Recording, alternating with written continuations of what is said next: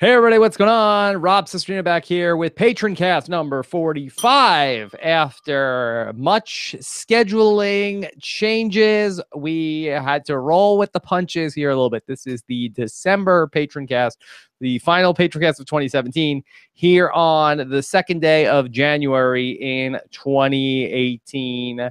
What a week and a half it's been at my house. It's really been one nightmare after the next in terms of everybody getting sick over the holidays, and it was not fun. If you've been listening to any of the Facebook Fridays, which you certainly should check out, I talked about it there and a little bit on News AF, but just the quick version is everybody in my house had like a stomach bug up until like the week of the Survivor finale, really culminating on that Friday night after the Survivor finale. Dominic just throwing up everywhere on a night Nicole was at work, and I had a lot of mop-up duty to do, and I think that must have broke me down to the point where then I got sick, but I didn't have exactly what Dominic had. I think I got more like the regular flu, and then I was sick for about a day and a half. And then after that, everybody else in my house has now gotten sick with that and is still sick with that. And so it has been really not fun. I've been trying to catch up with Nicole for a 5 for 5, and she's still not 100%. She's still saying that she feels like she's going to be throw up. And so it hasn't been good. It really, that there's two things that Nicole is really no fun when she's sick and when Anthony is sick. And really, I have both of those things going on here at the same time right now. So we're trying to get back on track. That even though I'm doing the Patroncast here tonight on Tuesday, that I'm still trying to work out a 5 for 5 with Nicole. So maybe we'll get a 5 for 5 in this week with Nicole later on this week. Hopefully, she's feeling better and everybody gets back on track here in the start of the new year. But that being said, we've got a lot of stuff to talk about. I'm sure that we will get some calls on the controversial finish to Survivor 35, which I thought was a very fun season of podcasting, but certainly a lot of people want to talk about everything going on there with Survivor as we start to look ahead even a little bit to what's coming up with Ghost Island. I dropped the final Wandoff battle today, the top 6 performances. So I'm have a feeling we might have some calls about that as well. The Amazing Race 30 kicks off tomorrow night, so we will talk about that potentially if you guys want to. I did get some news this afternoon, and let me play the drop for you guys since we're here. Breaking news are happening now. After a season off from the Amazing Race Exit Press, we will be back in the rotation for the Amazing Race 30 exit interviews. Traditionally, they have not performed well, but in the wasteland, that is January reality TV. That's good enough for us, baby. Yeah, so I will be back on the Amazing Race exit interview beat starting on Thursday when I'll talk with the first team out of the Amazing Race. And I am excited to say, so I have traditionally covered the Amazing Race. Jessica and I have been covering the Amazing Race together for quite some time. We will be adding to our team as Mike Bloom will be joining us for the Amazing Race podcast this season. Mike, of course, is covering the Amazing Race himself for Parade Magazine. He's also going to be doing the exit press. He also had an interview with Phil recently that he did. And then on top of being a Amazing Race historian himself, I really, in doing the best of 2017 podcast, I thought we had so much fun with those 3-person podcasts that we did with myself, Mike, and Megan in the Celebrity Apprentice last January, and myself, Kurt, and Liana in the Hunted podcast. So I felt like it'd be fun to try to recapture some of that and just be as silly as possible as we can with covering the Amazing Race. Could be the last season of the Amazing Race, so I want to send it off with a bang. So that's what's going on with the Amazing Race. Also, we've done a lot of great work on the RHAP episodes, I feel like, in these last couple of weeks. We've dropped 3 or 4 really fun episodes of the RHAP episodes in the last couple of weeks. We had like a little bit of a dry spell, and then I feel like we did a good job of catching up here over the last couple of weeks. So really great job by Angie and John Reed, who do a great job helping me out with the RHAP episodes. And if you haven't seen it yet, did a behind the scenes at the Survivor finale, which I thought came out really fun. And we posted that this morning as well. So lots of stuff to do. Let me open up the phone lines for you guys. And of course, Edward Morris is on the line, taking a break from Secret H to join us here tonight on the Patroncast. Edmo, Happy New Year. Edmo, would you put me on hold to go back to be a fascist? Edmo, come in. Bob? Yes, can you hear Can me? you hear me? Sorry, we couldn't hear you there Okay. for a second. All right. Edmo, how are you? It was a break from Secret H because you're competing against Vendettas, actually. Oh, okay. Yes. So the challenge is back. How has the new season? Is this the premiere tonight? I don't know. I don't know because it started at 9. Okay. So you don't know if it was the premiere? No, it wasn't. It is the premiere. Oh, okay. Yeah. Okay. So it's the first but episode. this and that started at the same time. Okay. Well, and you're being gracious by saying it started at the same time. The challenge probably started a couple minutes before this did. Well, to be fair, yes. To be fair, but you can DVR all that and then fast forward through the commercials. This is going to have less commercials. Exactly. Yeah. So Edmo, Exactly. what's going on? Well, Happy New Year. So far, so good this year. Yeah. Okay, well that's exciting. I already got 2 pops delivered. 2 pop. What'd you get for 2018? Well, these were pre-ordered. They did a new set of Aladdin pops. Yes. Okay, that's good. What'd you get? Princess Jasmine and Jafar? No, but those are on their way. What'd you get? The genie and Apu the monkey? I have Aladdin and I have Raja the tiger. Raja the tiger. Okay. Yeah. Was that Aladdin's buddy, but the Jafar tiger? And Jasmine and Apu are coming. I mean, the tiger was the bad guy, right? No, the tiger was Jasmine's tiger. Oh, Jasmine's tiger. Okay, I knew there was an animal. Everybody has an animal sidekick on Aladdin. By the way, you guys that are in the chat room, Scott St. Pierre might be joining us later on, so he wasn't not around for the sound check for the hangout. But if Edmo is or any of the callers are too hot or too low, let me know and I can boost them up. All right, so Edmo, what's going on? You gonna call me up and ask me if I watched all of Australian Survivor yet? That was not the plan, okay. But eventually, maybe next month, yes. Okay, good. Edmo, I've been just, the only thing I've been watching all week is I've been watching all of this Black Mirror. Oh, I thought you were going to say all of this throwing up. No, well, that too. Yeah, I had to be with my kids the whole week. And I got to be with my kids the whole week. And so, because Nicole was sick, and then no babysitter wants to come into this quarantine zone. So it was just me and my kids all week. And I just watched Black Mirror episodes and asked myself, would I rather be here or in this Black Mirror universe? What would I rather be right now? Most of the time it was the Black Mirror universe. I don't know if that's a good thing or a bad thing. Yeah.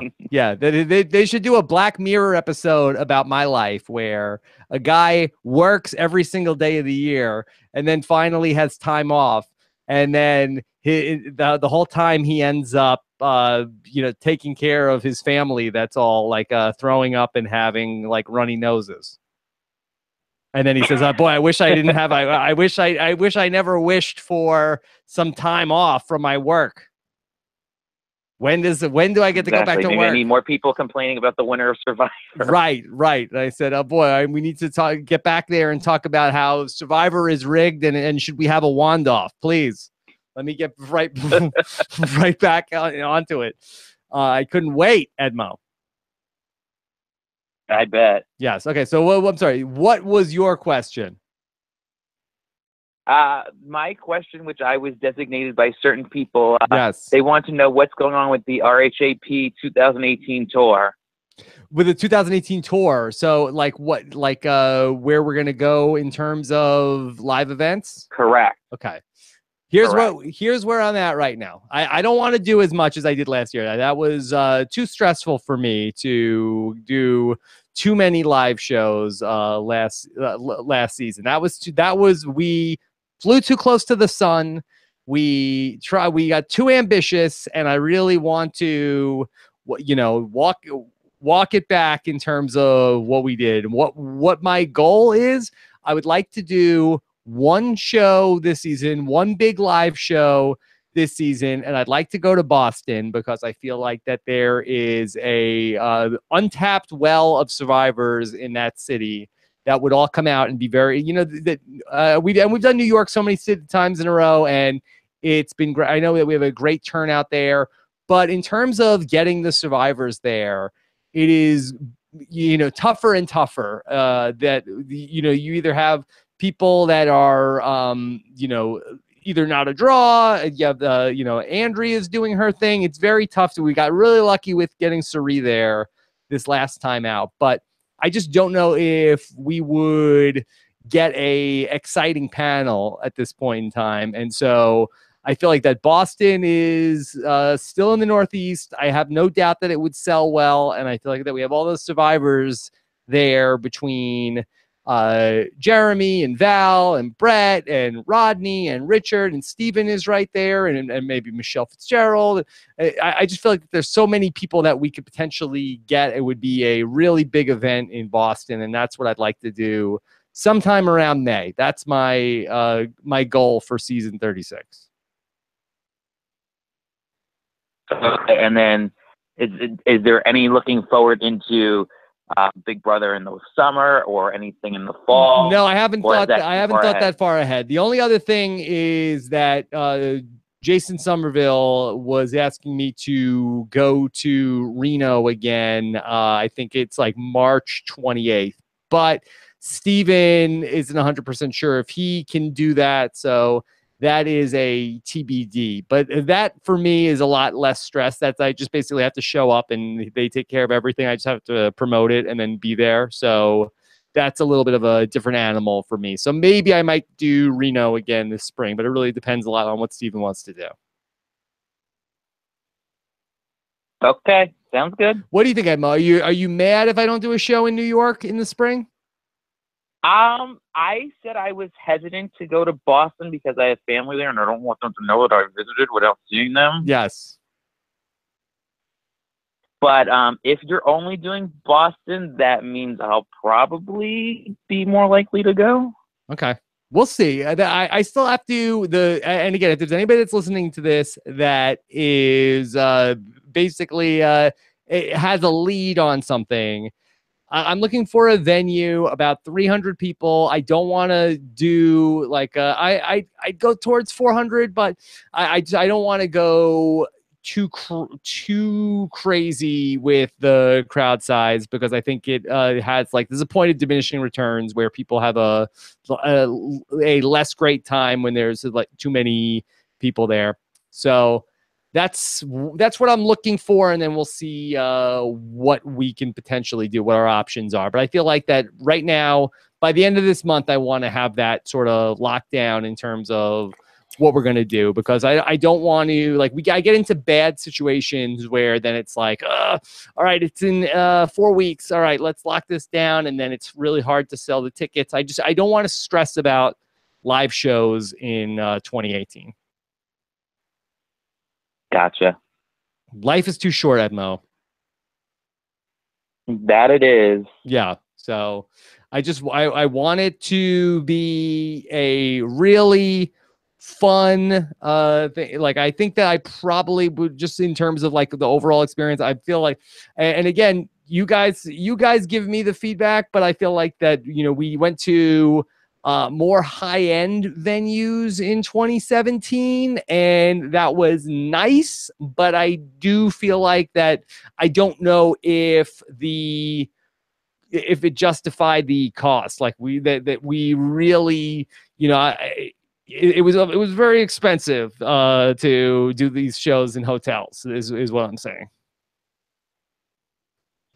Oh yeah, I totally get that. I mean, yeah, I was at the 2 New York shows and I was in Toronto, and Toronto was great. Yeah. So I'd like to go maybe a little bit more like down and dirty with the live shows, even though it's classier to do it in these hotels. It does cost a fortune to book these, ballrooms. So it's basically somewhere between Caroline's and the BBOTT show. Yeah. Did you like the place that I did the BBOTT show? Like that venue I actually. It was very compact. I'll say that much. Yeah. What? So like you were too close to it was. Yeah, everyone was too close together. Yeah, so that place, I think they have another room there that's like a 400-seat room. The only challenge with that place is that they don't have a liquor license, so it's not a place where. So I do feel like that there is some sort of an element to it where I think people like to come in and have drinks, and it gets it's like the room is a little loose, sometimes too loose, sometimes it gets too loose, but. It's all right. That's why I kind of feel like that the comedy club is more the right venue, but I don't know. I'm open to trying stuff out. Well, 2018, new year, new you. New year, new me, and I really want to have less stress in my life in 2018, Edmo. Oh no, I totally get that. That's one of my goals for the year. I just want to be a little bit more like try to focus on the things that are really working and not spread myself so thin. Absolutely. Okay. Jimmy Boy in the chat says love the fries at Caroline's. Okay, so that's good. I think that's like kind of a skinny fry though. I've never had the food there, so I have no idea. Yeah, Kelly said she had a rude server at Caroline's though. So I mean, you take every place is going to have the good and the bad. It's it's hard. John says there's no Wi-Fi at Caroline, so what are you going to do, Edmo? It's like you go, it's not easy. If they want rude servers, then you might as well get to like one of those places where that's what the goal of the show is. One of those places like where Chrissy from Big Brother OTT worked, where it's like they insult you. Yep. Yeah. All right, we'll go for that. We'll see what we can do. All right, Edmo. Anything else? Everything else good? I was also told to ask Rob when are you coming back to play Secret H with us? Yeah, I can. This is a good month for that. Not tomorrow night because I have the Amazing Race, but this was. I mean, this past week was just. I didn't get to do anything that I wanted to do. So let's pick out some nights here in January. Okay, sounds good, Rob. I'll pass the word on. All right, pass on the word. All right, take care, Mo. Okay. Bye. Have a good night, Rob. That was the great Edward Morris here, kicking off Patroncast number 45. Lots of hard-hitting questions from Edmo, who people put him up to asking a list of questions. Ariel. Okay. Oh, here is Ariel. Ariel, how are you? Hey, Rob. Happy New Year. Happy New Year to you, too. What's going on? How are you? I figure I'm good. Yeah, we have a lot of nasty sick stuff that you guys are sick too? So there's not exactly the same symptoms as you, but there's definitely stuff traversing the country clearly. Yeah, no, it's no none good. of it's fun. That's for Nicole is depressed. She's like, "Oh, Christmas was ruined." I said, "But you started celebrating in November. You had a month of Christmas that nobody else had." Yeah, she got to see at least 5 Santas. Yeah, you did more Christmas than anybody. She's like, yeah, but it wasn't the part that I wanted to do. So yeah, now being sick ruins everything. Yeah, and especially when you're sick and you have to deal with sick people. Ariel, I have a working theory that my wife may have run herself down and wasted all her energy in the first 22 days of December, and then she was just her body was too weak. By the time we got hit, like a little germ got into the house, and then Ben bomb. The first 22 days of Christmas. That's the way it works. Yes. Now. Yes. Here, this was. And then I was like, "Oh, Lordy." Yeah. Okay. So, I know it's miserable. It's miserable. So everybody is doing better at your house now, right? Yeah. Everybody, going back to school that first day after break is always really tough. Tough, or why the kids don't want to go, or it's easy it's good on you, right? Yeah, it's just yeah. No, it's tough. It's tough transitioning back to that after being able to sleep late for the kids. Mm-hmm. Yeah, and it's tough on me because then they're not getting up. Yeah. But no, but we got there. They got there, and they yeah. So no, that was good to have a day for sure. Yeah, I need everybody back on their regular schedule, Ariel. Yeah, no, it's tough when that's not the case. There's no question. Yeah. It just throws everything off, and productivity especially out the window. Yes. I was so disappointed because I really if anybody listened to when I did the Taryn show, I talked about how I really look forward to the week between Christmas and New Year's, and that I really okay, I'm going to clean out all the clutter. I'm going to listen to an audiobook. I'm going to really focus on getting the New Year started. I didn't get to do any of that this year. So luckily I'm going to try to turn January into that, but it's not the same.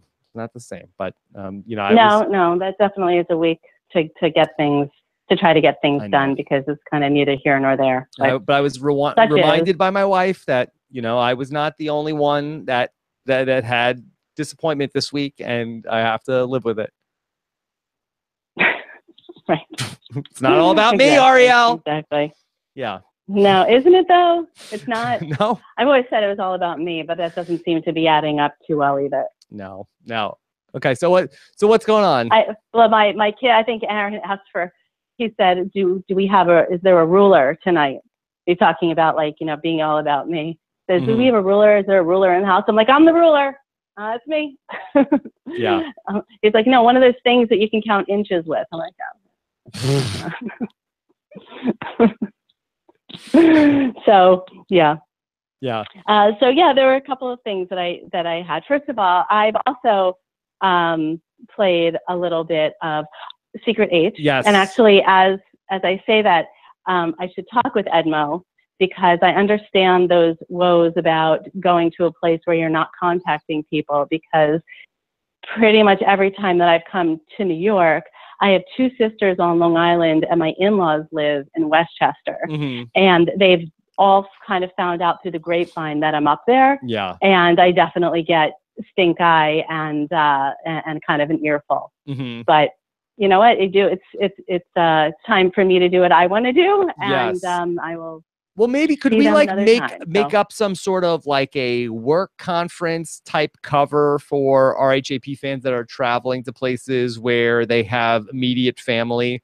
Could we sort of have some sort of public face of this, where it's come up with some acronym of that? Oh, well, I gotta go into this, whatever.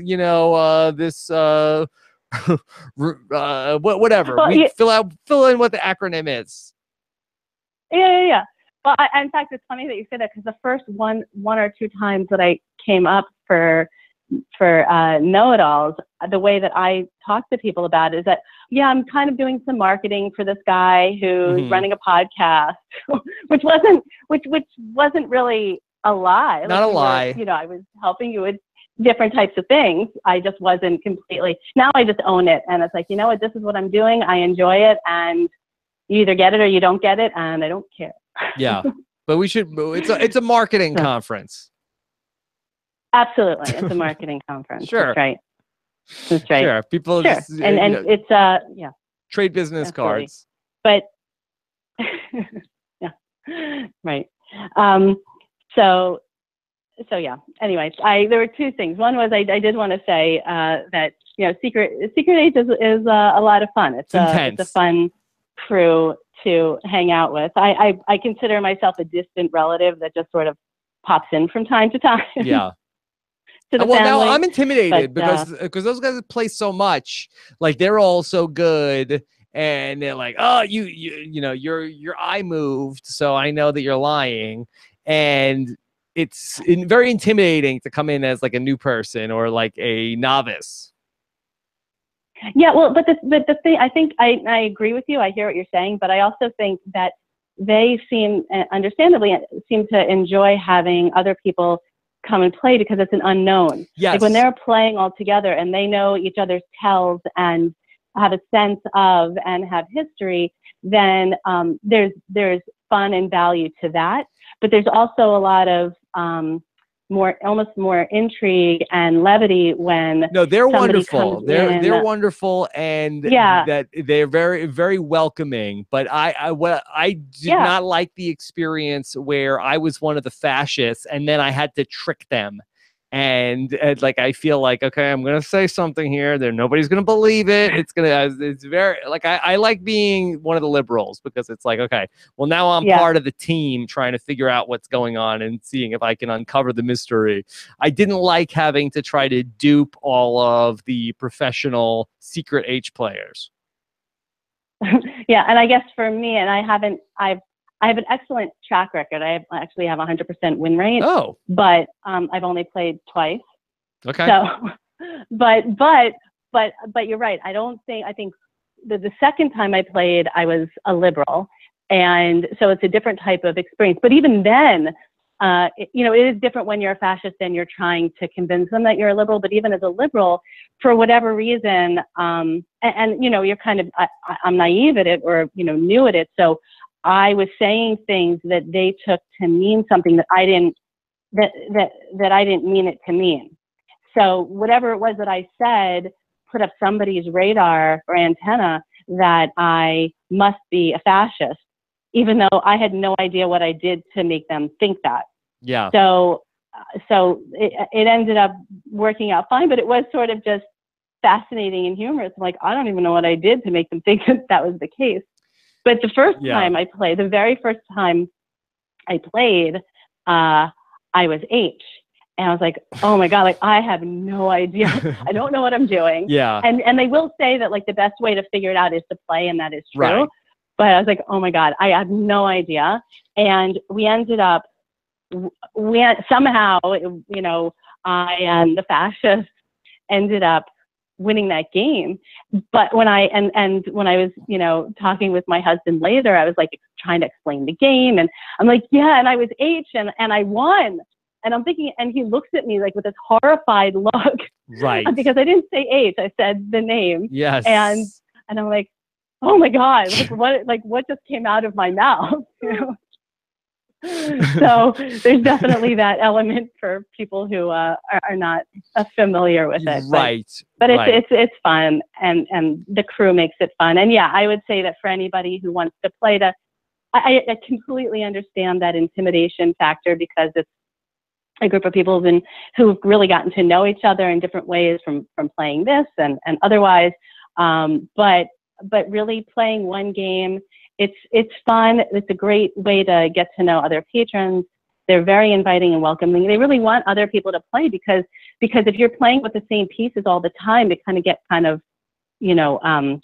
it just gets known. And when you're working with elements that are question marks because you don't know how people are going to play, it makes it more fun for them too sometimes, I think. I mean, I'm just guessing, but that's my sense of it. Yeah, and they like to win. And they feel like, okay, more new people that will that I can see through what they're doing. So help me pad my stats. Absolutely, it's competitive, but it's they only get kind of more nasty with each other in a loving way, right, as opposed to any kind of newbies. Yes. So as far as I know, that's my experience. Yeah, but I haven't gotten any complaints of this person was horrible to me on the secret Hitler, or that this person did this person called me that. I haven't heard one complaint, and that is rare. It's a rare day, Ariel.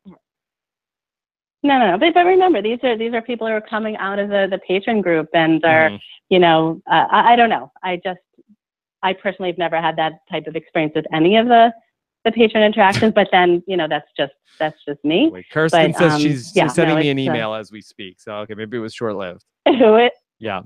Who is? Kirsten. Okay, so what else is going on besides the Secret H? So you played Secret H. Yeah.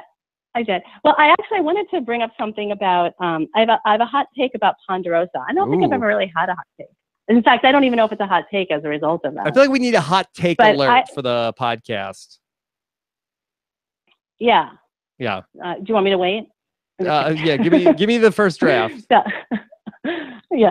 So, well, with the Ponderosa footage, I think it should now be part of the show, assuming, or at least some of it. And I know that time, you know, if time was not an issue, then, you know, I feel like, you know, classically everybody was on lockdown or wasn't supposed to talk about any gameplay once they're at Ponderosa. But now, you know, over the course of time, they've gotten lax, and now it doesn't even seem on the Ponderosa videos that it's frowned upon. It's something that they're actively and, you know, talking about. And I love the Ponderosa. Yeah, they're great. It's one of my favorite. They're great. I have to say, initially, I really missed the kind of more raw footage of it, you know, back to the dragons and the ones that came after that. I really liked kind of the handheld raw quality of it. And once I went to production quality, I was a little bit bummed, but I really enjoy it. Okay, so you want Ponderosa like to be part of the CBS weekly telecast?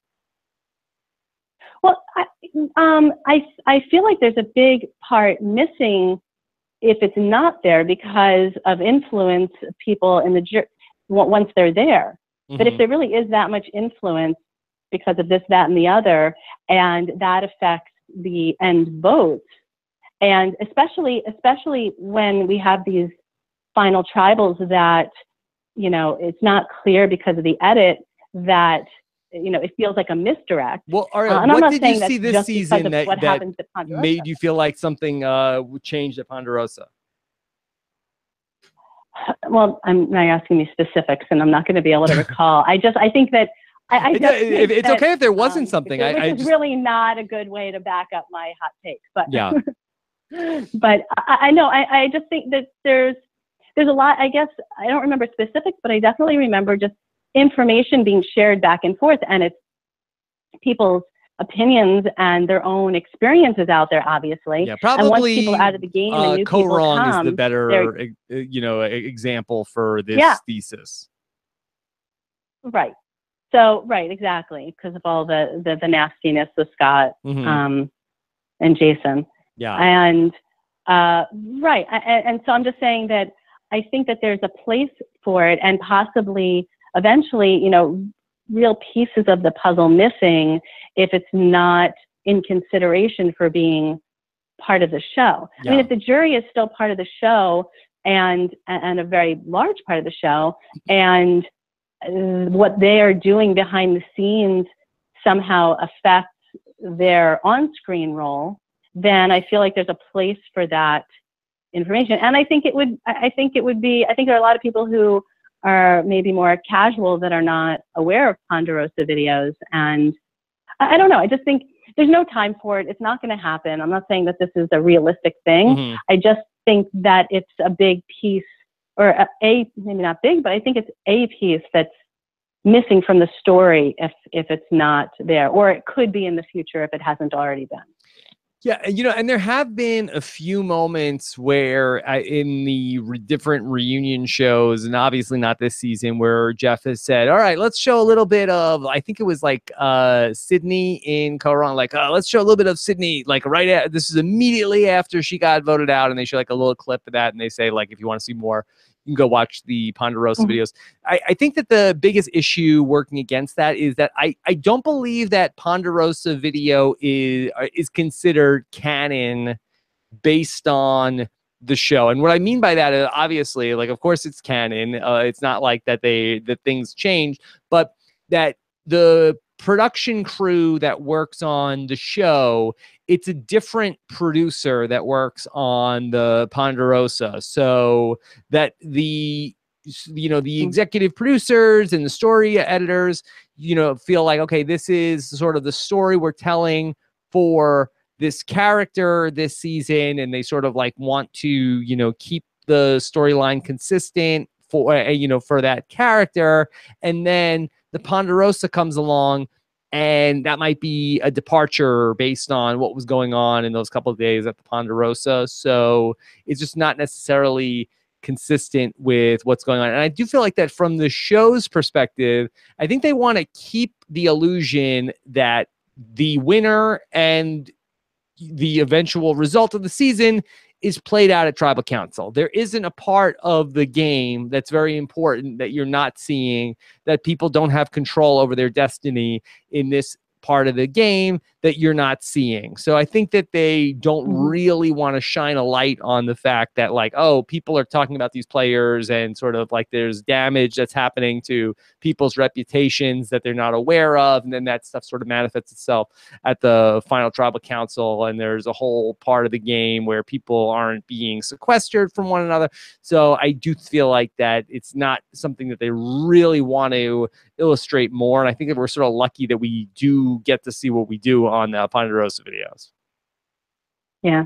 And I hear all of that. And obviously, it's not happening, but if it was to happen, then the structure of but you make it good. They're very well done. And how they were. Yeah. Well, I just feel like, like 12 Angry Men was a whole movie. And, and a highly acclaimed award-winning movie. And granted, they were just in a room talking to each other, which is not particularly gripping. Yes. But yeah, no, I hear your point. If 12 Angry Men was a survivor jury, Ariel, that it would be like, oh, juror number 7 is so annoying. He's trying to get everybody to do what they want. Let's all vote again. He could be the only vote for that person to win. Yeah, right. I think it would, I think it would actually add a different layer to all of this. And I understand that the producers haven't and are not going to go in that direction. Yeah. I just think that they're so fun that I feel like there's a place for it. And because of what's happened at Ponderosa has changed so much over the course of the seasons that, I don't know, maybe that there could be a point where something happens at Ponderosa that actually does affect the story, and then they'll have to figure out how to incorporate it. Well, like somebody that gets injured at Ponderosa, and then they sort of should like show a flashback to somebody like snorkeling and like getting injured. No, not really an injury, but more so influence. That someone comes into the game and says, you have no idea what X is doing out there. There's no way that you can give them your vote because of X, Y, Z, and what have you, and that's not something that it's sort of covert in the game and not seen, but that it affects what the jury is hearing from other jurors that come after them. And then, obviously, if that ever happened, they'd have to figure out if they're going to let them speak at Ponderosa, then the probability of something like that happening is higher than if they're not allowing them to do it at all, speak at all. I don't know. I don't think that we ever end up seeing Ponderosa footage in the show. I could see maybe like in a previously on if there's something that I don't know. Yeah. But I think that I don't know. It's just an interesting thought. I think the main thing that is like they should figure out a way to market it better because they're really great videos, and I think a lot of the casual audience that doesn't follow this stuff super closely doesn't even know it exists. So they need to figure out a way to pretty buried. Yeah, get those. They do say for more, go to cbs.com/Ponderosa. Right. But I don't think people even know what Ponderosa is. Like that word does not definitely mean buried. And yeah, go ahead. Anything. Yeah, they're buried, and even for people who are looking for them, sometimes it's challenging to find them. To be honest with you. Yeah, I know. They don't make them obvious. But anyway, that was just something that was on my mind. All right, Ariel. Well, great stuff. Hopefully, the Ghost Island Ponderosa gets a little more love. Yes. So, true. Okay, we'll see. But nice to catch up for a little bit, and I'd love to. I know I owe you an email back. It was just that it was such a wipeout here these last couple of weeks, the disaster. But this is a good month for me to get back on top of everything. Yeah. Yep. Well, we'll chat. Yeah, I am actually traveling at the end of the month. I don't think I'll be couch surfing with any other patrons where I'm going, but there are definitely some plans in the works for potentially getting to having an international RHAP meetup. We'll see what happens. Okay. Oh wow. Okay, this is exciting. All right, Ariel, take care. Okay. Have a good one. Okay. Bye. All right. Bye. All right. Okay. Here we go. There you go. The great Ariel Glass. Amanda Rubinow. Okay, here's Amanda, who I feel so bad that she was the first person on hold, and I tried to do the sound check, and I unplugged a bunch of stuff in here. That I had these visions, Amanda, of I was going to rearrange this whole room over the Christmas holiday, and I never thought I'd be back to doing a live show and then having to just reconnect everything in the same exact spot. So that was my bad. The best laid plans. Yeah. I felt bad that you were like, oh, I guess there's something wrong. I guess I'll just hang up. Like, no. Sorry. And I finally was the first caller. You were again, ahead too. of Edmo. I really oh man. Yes. Oh, and I let it slip through my fingers. Yes, I'm sorry. Well, full disclosure, I have a sleeping baby right next to me. So if he starts screaming, you can just hang up. I'll go easy on the bell. Yeah. If it comes to that.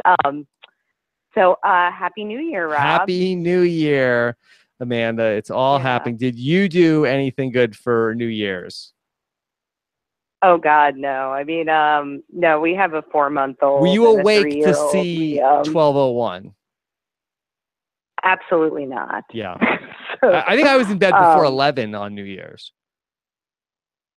Yeah. It was probably like 10:45. I think so. So no wild New Year's this year, and probably not for the near future. But that's okay. That's okay. There's other joys, like having a daycare closed for a week. Oh no! Why? Because is this a scheduled closing, or people are sick? No. This was just over. No, now we're back in daycare. This was just a holiday closing. So it was like such a relief to be able to drop my older son off this morning and say, okay, you take care of his naps. You make sure he eats his lunch. Yeah. Yeah. Yeah, I'm sorry everybody in your house has the plague. Yeah. But I hope people start to feel better soon. I hope so. Yeah, my brother had asked me on New Year's Eve, he said, so what are you going to do? You stay up till midnight? I'm like, my kids aren't going to sleep in, that it was like New Year. I gotta go to sleep. Anthony is going to be up at, 10 after 5 screaming, somebody help me. Yeah, I mean, how many countdowns do you need to do in your lifetime? The only good thing that happened, Amanda, was that Nicole's stupid New Year's party for kids was canceled. Oh yeah. It's the only good thing that happened. That's right. The New Year's brunch. Oh, New Year's brunch got canceled. So exciting. Thank goodness. I love that. I love that whole conversation. I wanted to just play that for my husband. I was like, he doesn't need to hear another couple argue about the stuff that we argue about. Like, I'm so happy my wife isn't scheduling New Year's parties for babies at my house. Well, maybe you guys could take a rain check. You can do it later in the month. Well, we could do it February 1st. They won't know. Yeah, sure. There you go. Yeah. So what's going on, Amanda? Well, I guess I'll jump in and touch the hot stove and ask a question about the wand-off Survivor finale. Oh, okay. No, not the wand-off, the wand-off. No, I won't go to that controversial topic. Please. So yeah, I've been a little bit bummed at how extreme the reaction to the season and Ben as a winner is. And like the twist, I get it. The twist is terrible. Like it's not a great twist. I mean, you can argue nobody likes it. Nobody, no, not one person is like, finally, this is a good idea. But like just hearing the reaction that this is the worst season and Ben is the worst winner and that this is like a total black mark and this isn't Survivor anymore. And I don't know if I'm not critical enough of this, but I've been really taken aback that people are having that extreme reaction. And it got me thinking about other ways that Survivor has manipulated the game. Yes. And if this is really a worse sin than other things that are, in the show's history. So like I was thinking, well, you have the Outcast twist and Redemption Island. And I was wondering if had Ozzy won South Pacific, Like, would people have had this reaction of like, this isn't Survivor, he just won a bunch of challenges, that's not what the game is about, this is the worst winner ever? And I just wanted you to sort of reflect on like where you think this season finale sort of, or this twist kind of ranks in the history of what Survivor's done to change the game, and whether it has taken the game beyond what we would consider, you know, sort of the Survivor we know and love. Right. And so I think that the biggest problem with this are the optics, in that it happened so late in the season and there wasn't sort of this warning up front. Whereas if Ozzy would have come back into the game and then won, you know, after being at Redemption Island, I do feel like that the show would have celebrated like, oh my God, Ozzy did it. But I mean, that it wasn't like Ozzy got voted out and then they started Redemption Island. So I feel like that would not be held in the same regard. And I'm trying to think of something else where they sort of sprung something on players like at the last minute, but I can't really think. Well, like the switches between final twos and final threes, you could argue, right? Like I think that maybe last minute changes. Probably maybe going back to Tony, in terms of that Tony ended up with that it was a final two when it could have been a final three. And then also Tony had the Tyler Perry idol. And if we go back in time, I'm pretty sure people were saying like, oh, they told Tony where to look for the idol. Like anybody that sort of finds these idols late in the game, I do feel like that is always sort of like the Russell Hantz thing of like, oh, that it was fixed. They told them where to look for the idol, or the camera was pointing in that direction, and that's how he knew. So I do feel like there was a little bit of that with Tony. And then Tony had the Tyler Perry idol, which people felt like was unfair. And then also on top of that, that Tony also like used that idol at a point after when he was allowed to use it. And there was some question about whether that or not that should have been allowed for Tony to use, basically tell the other players that his idol was still good at the final four. I think that was something that Spencer was kind of annoyed about at the time, but I don't know if really it captured the outrage of people like this did. So I feel like that's sort of in the same league, but I think that people really wanted either a Chrissy or a Devin win. And I feel like that there were not a ton of Ben support. Not that Ben was unlikable, but I don't think that there were a lot of people that were coming into the finale with, you know, Ben is my favorite. So you had a lot of people who were the Devin fans and the Chrissy fans both feeling like they got screwed. And really, you know, only one of them could probably be the one that got screwed. And, you know, if for whatever reason, Ben, I feel like did not have a ton of, you know, really big Ben stands that were out there sort of like fighting on his behalf. Yeah. And I mean, and it sort of surprises me, and that he didn't have, you know, supporters. I think that, you know, I mean, I posted that post in the Patreon group because I was just kind of wondering like why people. Can you reset your take in case people were not in the Facebook group or happened to not see it with the holidays? Of course, yeah, no, of course. So, I was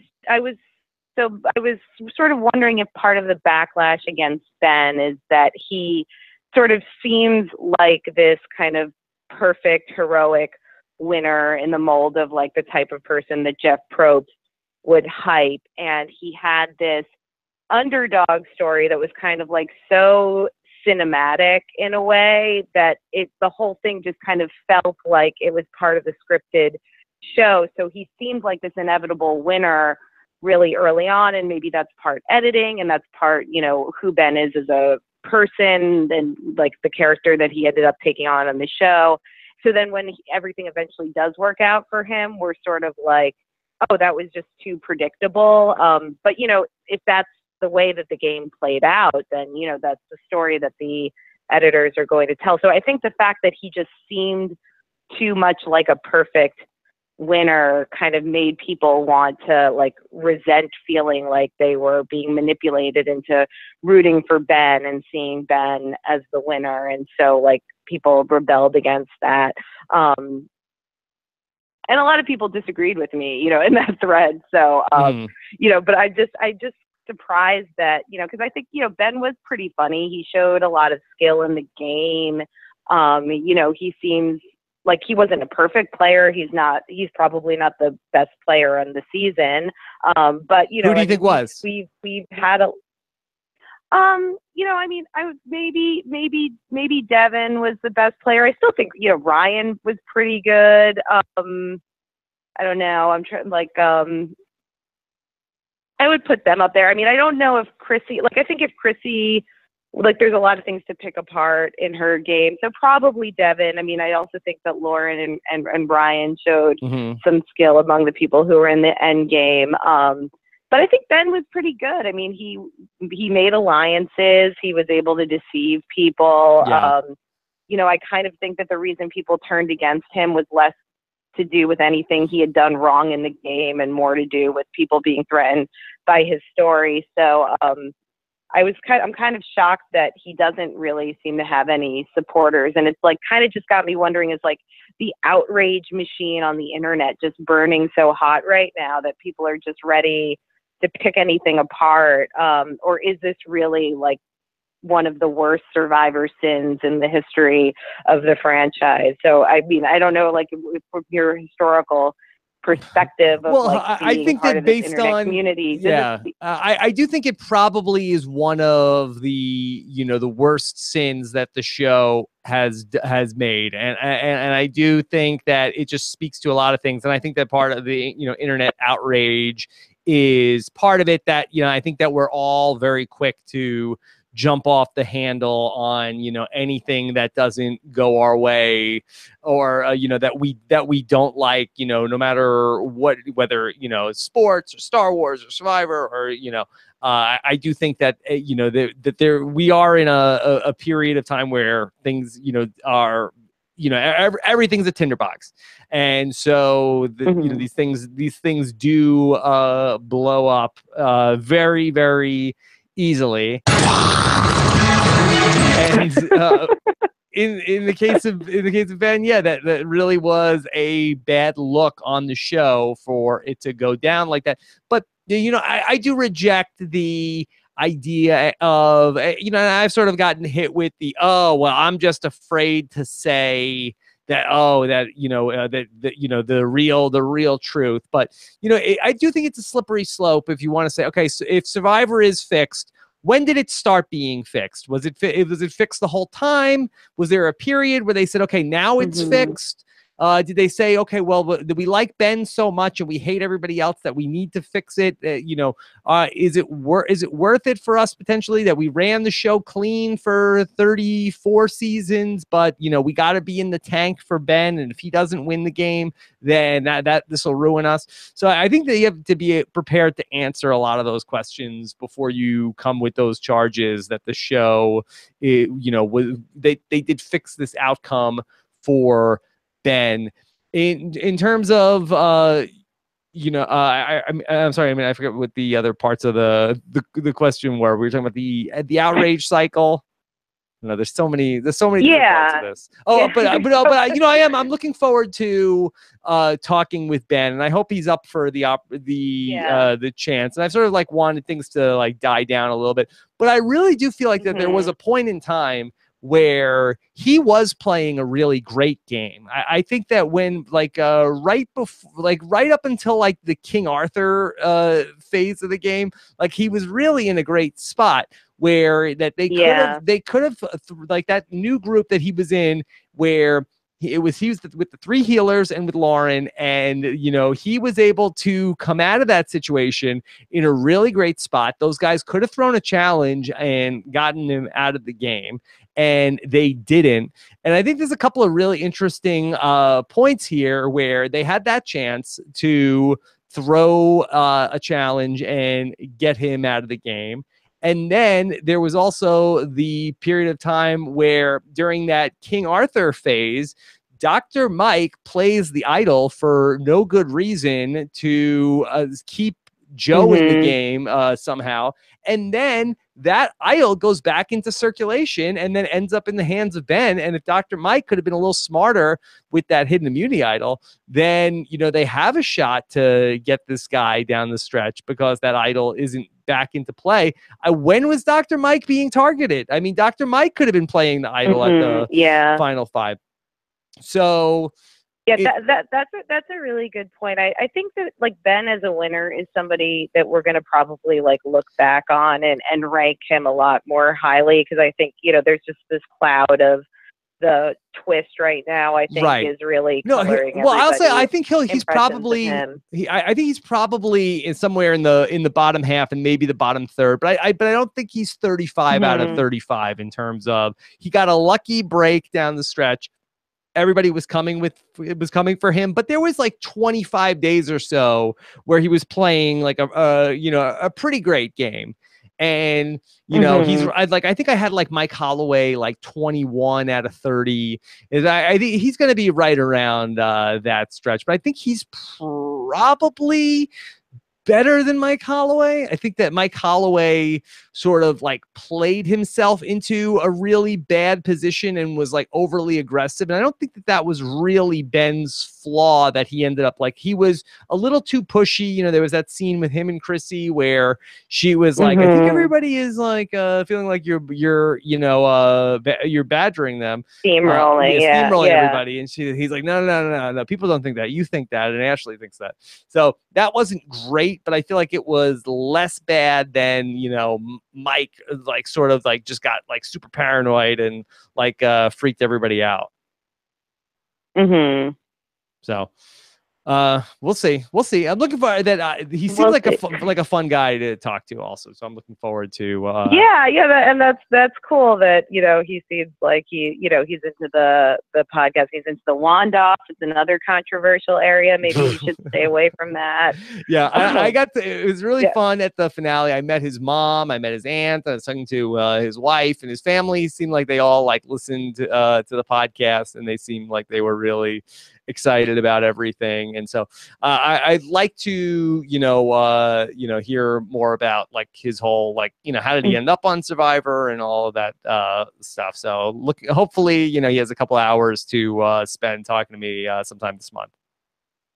And do you think that you'll do long form podcasts with any of the other cast members from 35? The people that I was thinking about were Ben, and then Chrissy and Dr. Mike. I think those are the 3 that I'm sort of targeting. I'm really looking forward to Ryan, but I kind of feel like that, like maybe he might be better just to get him on a recap in next season, because it's such a quick turnaround between the seasons. Like I don't want to, have people feel like when they do the recap, like, oh, I already like this person again.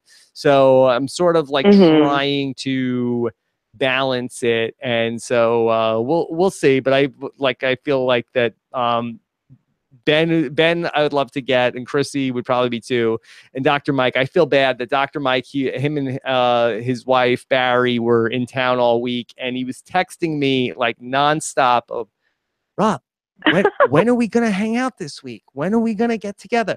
And I was like, oh, doctor, I'm sorry, everybody is sick. It's hard to get a babysitter.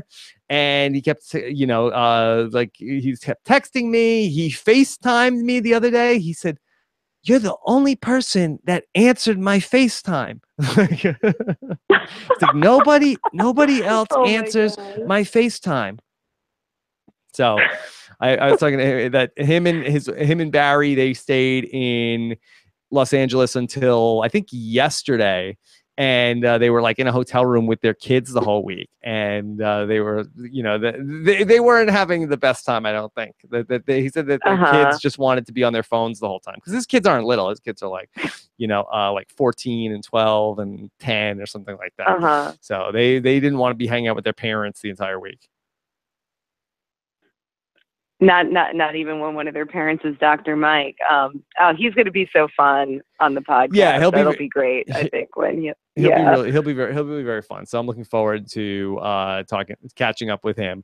And so we'll see. I love this whole cast for the most part. I mean, I think that of the 18 people, I feel like 11 or 12 of them would be really good to have on the podcast. I don't want to burn you guys out too much with season 35 people, but I'm chomping at the bit to get them on the podcast. I know I got a lot of people, or I shouldn't say a lot, but people are like, oh my God, get off Millennial versus Gen X's jock. That they're not that great. Look, I like them. No, I like them. They are great. They are great. And I've really wanted to. Have you tried to get Michaela on the podcast? No, interested in doing. I would say that I have not had much luck, but I would if I was a betting man, I would bet on a Michaela podcast in season 36. All right. She was traveling this fall, but then hopefully she's going to be back in the mix, where she even accepted my Facebook friend request in the last couple of weeks. So I think I have enough mutual friends to be able to make that happen. Okay, good. I'd love to hear from her. So we'll see. But all in all, I was, disappointed that, Survivor sort of like botched the ending on what I thought was a really fun season of the show. Yeah. I was sad to see so many people were bummed out, but I do feel like that there is something that Survivor always has controversy. And this is just, like Survivor is, has this, there's always chatter, there's never a time where there's an outcome that's like, okay, everybody is happy. Going back to the first season and Colby versus Tina, that there's always, Survivor always has controversy. And this is the same 17 years after it started. And, we get one of these every couple of seasons where everybody's up in arms. That's Survivor. Well, it gives you something to talk about. Yeah. Gives it, whether it's, Russell got screwed, or, Parvati should have beat Sandra. We get these, all the, like, was Boston Rob really that great? You can find one pretty much, every other season all the way through. Mm-hmm. So, okay. Well, I mean, great catching up. Yeah. Thanks for taking my call. And just wanted to say, everything on the podcast has been fantastic, and I love the RHAP episodes. They're really fun. Thank you very much. I feel like we really had a fun second half of the year with everything on the podcast. I mean, going back, I didn't love Game Changers in terms of just the podcast. It was fine. We had laughs, and we had some really good interviews, but I just feel like that in terms of the two Survivor seasons that I podcast this year, I had so much more fun with season 35 than season 34. So. Yeah, I mean, the birth of the Wandoff. Between the Wandoff, yeah. So it was, we had a good run in the fall. Mm-hmm. So looking forward to keeping it going in 36. Okay, well, I'll let you get to somebody else, Rob. Take care. All right, take care, man. Talk to you later. Bye-bye. Okay. All right. Let me take one more person on the phone, and then let me go to John. Okay. All right, this is Josh Weimer. Oh, Josh. Okay. Here is Josh, who's in the chat, who thinks Hey, how's it going? Thinks that Ozzy win would be people would have gotten over it. I think so, because I think people would have been they would have ranked him last, but I think they would have they wouldn't have been that upset, because everybody knew about how Redemption Island worked from day one. So yeah. It's not the same as the surprise that was given to us on the last day of this particular season. Yeah, and Ozzy was always like a, big fan favorite in terms of like with these reunion shows. I remember they made such a big fuss about him at the South Pacific reunion where he was such a role model for kids and people really loved him. And so I do think that he would have been received positively, perhaps in the, podcast bubble. He would have been really, what is, hashtag not my survivor. But I do think that overall, I think that the show would have celebrated an Ozzy win. Yeah, I feel like Ben wasn't as much of a. I think Jeff Probst really thought that Ben would be like a hit that everybody would love, and then it just didn't seem to be the case. Like even like casuals, like yeah, I know a lot of casuals that like were rooting for Devin instead. Yeah, well, Josh, something else I think with this that I do feel like that Survivor was very exciting. I think that the Z, and I don't know if people have talked about this before, if this is too controversial of a take, but I do feel like that Survivor really loved the mainstream media attention they got with the Varner and Zeke issue in terms of no question all the about news. It. And I think that they may have felt like also with Ben's story in particular, I think that they thought that maybe this might have been not just a Survivor story, but also a media story. Yeah, that's definitely a factor. And I think that contributed to them, anyway, like, we want to reunite you with your, like, I think they felt like it was going to be a public interest story, and maybe they were going to get some, press attention, which they did not, but maybe they thought that was something that was going to be a part of the season also. Yeah, so swinging and a miss on that one. Anyway, I wanted to change gears here a little bit. I wanted to challenge you on something that you said on a recent podcast. Okay. And, okay. So now I'm not going to get into any spoilers for any movie released this year, but there is a moment. Wait, in 2018? Podcast about. No, in 2017. Okay. Sorry, last year. Okay, so I'm not going to get into spoilers for the most recent Star Wars movie, but speaking in general terms, yes, there was a moment in that movie that you said was worse than anything that was in the Star Wars prequel. Yes. So I want to kind of challenge you on that assertion. Okay. Because I don't think you're remembering the prequels very well. No, really I'm probably not. I'm probably not. I should have. Okay. I've gotten some heat for that line that I said. I think what I should have said. I don't remember my exact quote. I think I should have said that was in the ballpark with any of the worst stuff from the prequels. And basically, that this is, you could skip ahead if you don't want, but that there's a sequence in the episode 8 movie that I felt like was very reminiscent to some of the worst stuff from the prequels. And overall, I liked the movie, but I felt like that there was one particular storyline for a character that I did not care for. So you want to remind me of bad things from the prequels? Yes, and I want to play a game here where you tell me if this is better or worse than that particular sequence. Okay. So, okay. So, and I guess if you haven't seen the Star Wars prequels, there'd be spoilers for that, but who hasn't seen those? So, just in case. Okay. So in episode 2, there's a scene where Obi-Wan goes to a 50s diner. It is straight up just a 50s diner. There's like a robot waitress who offers him some Jawa juice. I don't even remember this. Horrible implications. Yeah, and he meets up with this fat CGI alien with 4 arms. He's like, Obi-Wan, my old buddy. What do you know? And he's like, hey, my good friend Dex. Could you help me find where this weapon came from?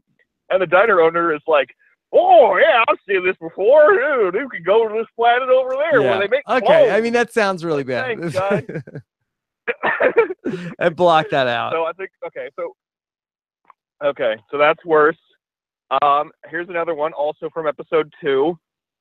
Anakin Skywalker is on the the porch with Padme, and he's feeling her arm, and he says, "I like this place. It's soft and smooth. Yeah, I hate sand. No, that's not as Sand is rough and coarse. But you know what? At least I cared about not as Anakin bad? Skywalker. At least I'll take that over the other stuff that I'm like, what am I even watching? At least I get what they were like. That Okay. they can't write dialogue for Anakin Skywalker, but I'll take that. At least I cared about Anakin Skywalker. Okay, and then the last one here. At the end of episode 1, they cut between a few different fights going on. Some of them are okay. The Darth Maul thing is pretty good. Yes. But one of the fights that they have at the end is Jar Jar and the Gungan army facing off in a big green open field against a bunch of battle droids. He's got like a bunch of like globes and bubbles in his hand. Yeah. Yeah, he has globe bubbles. And then, so we cut back and forth between the battle droids, which are annoying in and of themselves because they're very weak Roger, and they Roger. keep saying, Roger, Roger. Yeah. And then they pose no threat, but then Jar Jar is just bumbling the entire time, and like he destroys a whole bunch of them completely on accident just because he'll like trip and fall and he'll knock something over and it'll hit one of the droids and something explodes. And be like, oh no, I just blew something up. Oh no. Yeah. But then it all works out for him, and then you're cutting back and forth between that and like the other scenes of like, you know, where like Darth Maul is fighting the Jedi and it like totally undercuts like the parts that could have been good. So Jar Jar versus the droids bumbling around, better or worse than the scene in episode 8? I'll take Jar Jar. I'll take Jar Jar in the battle droids. Oh, you're no way! Come on, really? Sorry. How can you possibly say that? At least that How? has the nostalgia for that. At least there's nostalgia for that. Maybe 20 years from now, I'll remember, you know, everything going on with episode 8 fondly. But I'm sorry. Okay. All right. Well, okay. I'll give you Obi-Wan in the 50s diner because I don't even remember that was a thing. Yeah, go look it up on YouTube. That's pretty bad. What do I search for? Obi-Wan right, well, 50s diner. Just Star Wars diner. You'll get there.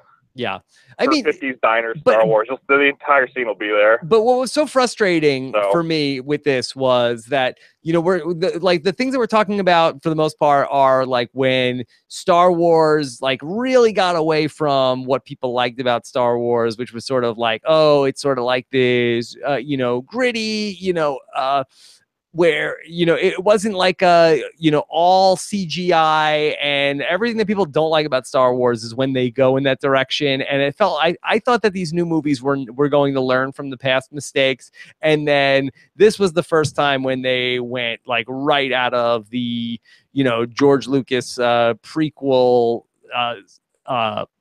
playbook. Sure. Then so it's more disappointing, but there's going to be, if you actually sat down and watched the prequels again, there are definitely scenes that are. I watched the Lego Star Wars that. movies over and over again. That's really what, like, basically it's like cut scenes from the Star Wars video games. That's what my kids watch. Sounds thrilling. Yeah. So anyway, so there's that. I'm glad you admitted that there was at least something that sounds worse in one of the prequels. Yes. Even though I think it's insane that you prefer Jar Jar over it. But anyway, so going back to Survivor for a second. So I wanted to talk. I know you're going to have a ton of time to talk about this, so this is kind of early. But so I had heard that the name of the next season was Ghost Island, but like I just assumed there would be some kind of Outcast type thing. Mm-hmm. I was really stunned when I saw what it meant, which was that like the stick with a face on it is coming back. Yeah. That I never from Micronesia and like all this other stuff. So I was really kind of I mean I would have never guessed that in a million years that like these things would actually be coming back. The props are back. My question, I mean I like it. I kind of jazzed for it. You know, I've been following this for so many years. You know, have a bunch of references to past seasons in an all newbie season. You know, I'm down for it personally. But what does it mean? What does it mean? Why do we have Jason Siska's stick? I don't know, but it's great that it's there. I don't know why. I mean, it's going to be sitting there on the island, and then they'll see like there'll be a note and like this is the stick. blah, blah. If you take it back to camp, you can use it as an actual hidden immunity idol now. You know, it'll be something like that. Yeah, well, actually, Jason Siska's stick. This is the rumor that I heard, that Jason Siska's stick is actually a huge advantage in the Final Four, in that you would be able to use it to help you build a bigger fire. That would never happen. Matt Van Wagenen is way too attached to that stick. He would never let it burn. He's letting him use it for temporary purposes, but he's not going to let anyone destroy it. So no to that one. Well, but, half the people in the Final Four anyway. fire making challenge can't even make a fire, so it's 50-50 chance to come away unscathed. That's true. That's true. Anyway, so my question is, what item that hasn't already been shown in the preview or talked about would you like to see come back? Let's see, something that well, I have the Magic 8 Ball here, so that did not go to Ghost Island, but I'm trying to think of something that, like, you know, it's like nothing that's going to be that old, because these are things that, like, were advantages that were misplayed. So we don't really have advantages in the game until we get to a certain point. So it's like going to be all stuff from like the middle seasons on. And so I don't know. James got voted out with immunity idols. I feel like that's got to be the oldest thing that's in there, right? That's what I'm figuring. 15 is probably the earliest. You know, 15, 16. Can I give you my answer? What is it? Yeah. What I think would be awesome, and I have no idea if they still have this or not. What I think would be amazing is if they had the very first immunity idol from Guatemala. And obviously, and Gary played it correctly, but you could say that it was like Judd made a mistake. Yeah. In terms of using it. And it would be, I think like that would be like some real, like actual, like this is the first ever immunity idol. Like that would have some gravitas behind it. And also they've never mentioned Guatemala ever again. I think it's like the only season that's never gotten a mention. They never mentioned it? And since it aired. They've never mentioned it. If you watch, I watched the first 2 episodes of Heroes versus Villains recently. Mm-hmm. That's the only time that someone has come back. And I know when Stephanie was there is no mention of the fact that she played in Guatemala. It's all Palau stuff. Yeah. Like if you just watch those first 2 episodes, you'd think that she was a one-time player from Palau. So I can't think of any other situation or circumstance where Guatemala would have been mentioned on any other season. Yeah. And there's never been anyone else come back. Do you think that there's a chance to finally mention it? Do you think that there's a chance, Josh, that Cochran will be living on Ghost Island from when Debbie misplayed the advantage of picking the extra vote when she should have picked a different choice from Cochran? I was going to say, I thought you were going to say, do you think Cochran's going to be there as like the example for his flip in South Pacific? And just like, everything else is an item, but then for that one, they just have Cochran himself sitting there. Yeah. Okay. And that would be fun. We'll see. Okay. Well, I'm glad people are excited about it. For me, I'm sort of like, I'm a little bit more waiting for what is the game mechanic to drop. I'm okay that the props are going to be there, but I'm a little more wait and see in terms of what the twist is going to be. Well, I mean, it's that they're going to have a little. They're going to get a note that's going to say, "This has been." I think I read this in Josh Wigler's interview with Probst, that there's going to be like a note attached, and they'll say like when players get sent to this Ghost Island, they'll get the prop, and then they'll say like, "Okay, now you get this immunity idol that was, that Andrea held on to and was voted out with. Are you going to make the same mistake?" And then because they're not just going to be sitting there, like they're going to be immunity idols, and they're going to be functional. So, but what is Ghost Island? It's like a garage that you just go to, and then they give you like here's an old prop. Here you go. Yeah. It's Exile Island.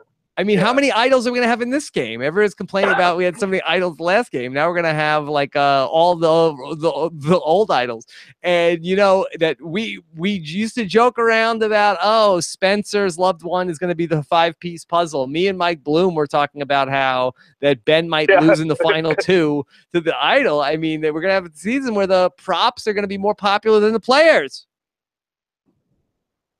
Listen, man, I think you're overstating it, and a lot of them could be like one-time use things, you know, and they don't all have to be immunity idols. They could be, you know, use this to steal a vote or whatever. Yeah. Okay. So, I don't know. I just like, you know, back there's going to be like references to, you know, older seasons. Look, and you Josh, know, if you're excited for it, I'm it's excited for definitely- it. I hope it's the greatest thing that they ever did. Yeah, the only one I'm really excited for right now is the Jason stick. I'm just glad that one. I don't really care about anything else. Eliza's going to be out of control on Twitter this season. Yeah, I mean, I just like the fact that stick is coming back and will play a factor makes me so happy.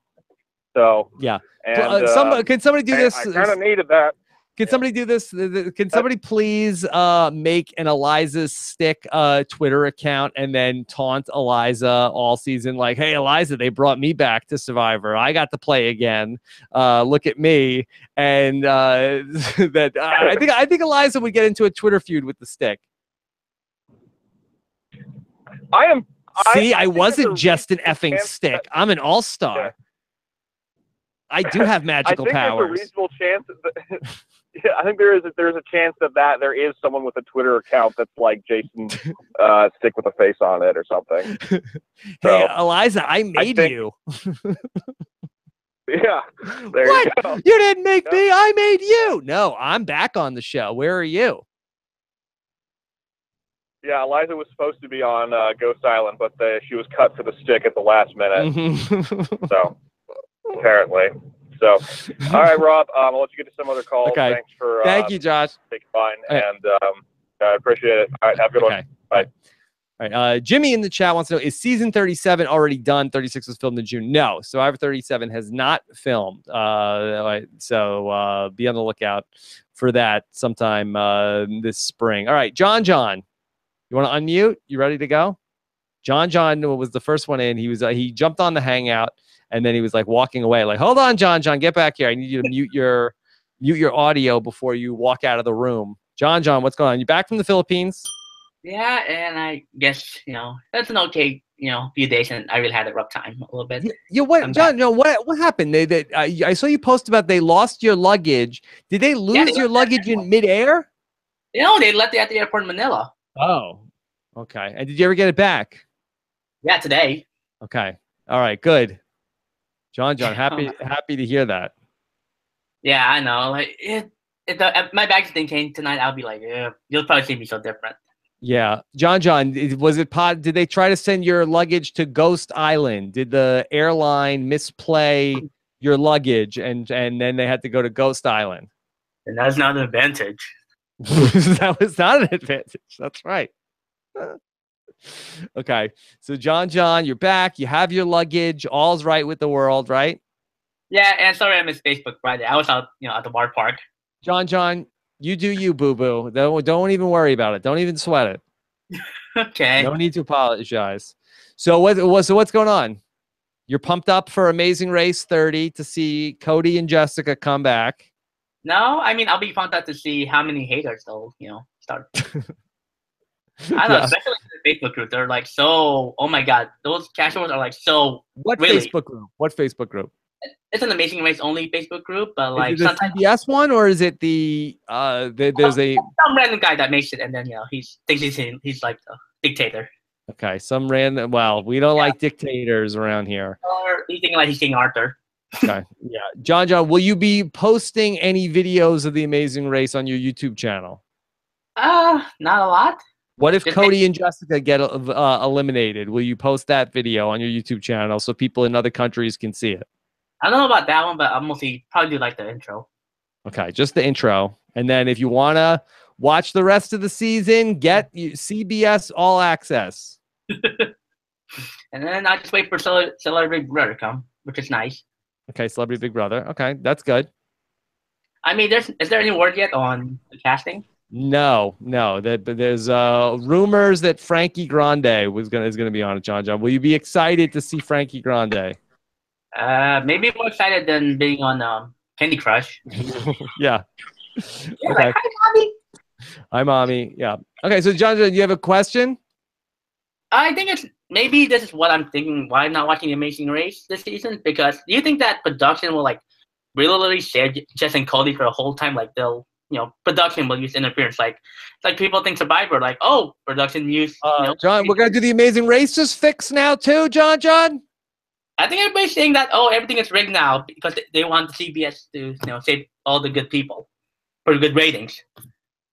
Look, if we're gonna talk about that a show is rigged, that history is on the side of that they're gonna rig it so Jody doesn't win the Amazing Race.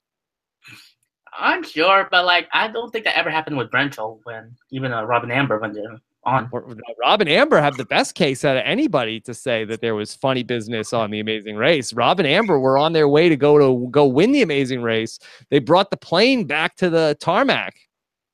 I don't think that was their fault. I think it was not production. I think it was like the airport. That's a little different because I think, and plus Rob and Amber were like the more likable than Jess and Cody ever were. Yeah, well, not to me, John. We don't like them. So, yeah, Jess and Cody never voted me out. Okay. Oh, Paul did everything. Yeah.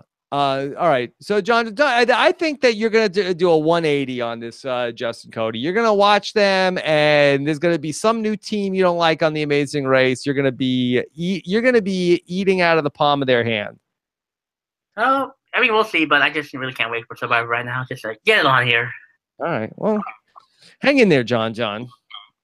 I mean, I don't know what other bands will I see, but maybe, I don't know. I think Lauren Shell's coming back. Because you love the Amazing Race, right? That's your favorite? I know. I just died down since watching Survivor. Okay. All right. Maybe because the Twins got me into it. The Twinnies got you into it. Yeah, I know you're a big Amazing Race fan. Well, maybe a big Twinnie fan. Big Twinnie fan. Okay. Oh my God. Will you ever have her back on? Who, Natalie? Yeah. Yeah, I'd have her back on anytime. She just has to want to come on. That she didn't. I texted her this season. She didn't write back to me. Oh, she never. I guess she had a concussion. Oh, I don't know. Well, that if I was lucky, it'd be because she has a concussion. I don't know. I think it's a lot of these survivors, they don't follow the show super close every single season. It's like sometimes I'm annoying them. Right. I mean, I don't think Bryce was even that annoyed with you. I hope he wasn't that annoyed with me. I mean, I feel like that it's worth it to put up with how annoying I am, because I feel like then you come on this show and then all you guys talk about like, oh, you were great, and then people feel like, oh, then people like me. So it's you have to put up with me for an hour and a half, but then overall it's a good ego boost, because then a bunch of people on Twitter say that you were good. Right. I mean, a lot of those casuals say, oh, why are you listening to this podcast? It sucks, or, Rob's not that good, or then, like, Well, how do the casuals even know about the podcast? Sometimes I guess people will talk about it, like, oh, you heard this podcast? And like, who's that Rob? Nah. I'm like, oh, yeah. I heard it. Yeah, I'm a casual. I don't listen to podcasts. Yeah, totally like, oh, I saw this thing, and it's stupid. That's his, yeah. That's for him. John, don't let the casuals get you down, John. No, this is our year, 2018. Yeah. We've been talking about this forever. Yeah, I'll troll them, even they have to threaten me. Yeah. All right. Well, this is going to be the year that no casuals are going to bother you. The casuals are not going to bully you at reality. What's it called? HR, I guess. Hearts. Yeah. Hearts of Reality. This is the year we're pushing back, John. And then, all right. And then I guess you had good coverage this season. I mean, you added 2 extra podcasts this season for Survivor, but which one's the best one? The B&B or the White David with Jessica? What's the question? Which one is the better one? That you like listening to? The one with Mike and Liana, or the one with David and Jess? John, you're asking me to like pick my favorite kid. You like what I know, but yeah. I tend to listen to the B&B first, because that's that just tends to be there in my podcast feed earlier, and then why blank lost. I tend to listen to second, but that's only because of the order that's in my playlist. John. Yeah, I usually go by order also, but like I think Jessica's doing a good job though. She did a good job. I think they did a great job. And I'll tell you what, Nicole even said, I was listening to Why Ben Won while we were wrapping Christmas presents, and Nicole said, "Who's that?" I said, "That's Jessica Lewis on the Why Blank Lost podcast." And she said she has a good voice for podcasting. Just offer her salt and vinegar chips and you're good. I guess so. I mean, it's all good. I mean, hopefully we can have that more next season. I hope so. I know. I cannot wait to see what B&B has, though, even though the Mad Libs are like my favorite one. That's your favorite? The Mad Libs? Yeah. Okay. All right. Well, John, great stuff, buddy. All right. At least we get it back. You got your luggage. Maybe the casuals are gonna see the real Jess and Cody on The Amazing Race. Everything is going your way this year, John. Let's hopefully so. And I just got one more thing to say for you. Yes. What is it? Okay, I sent you some presents for that whole family, so it should be there by next week. Oh, John, stop, that's too much. It's too much, John. I'm such an addict. John, it's too much.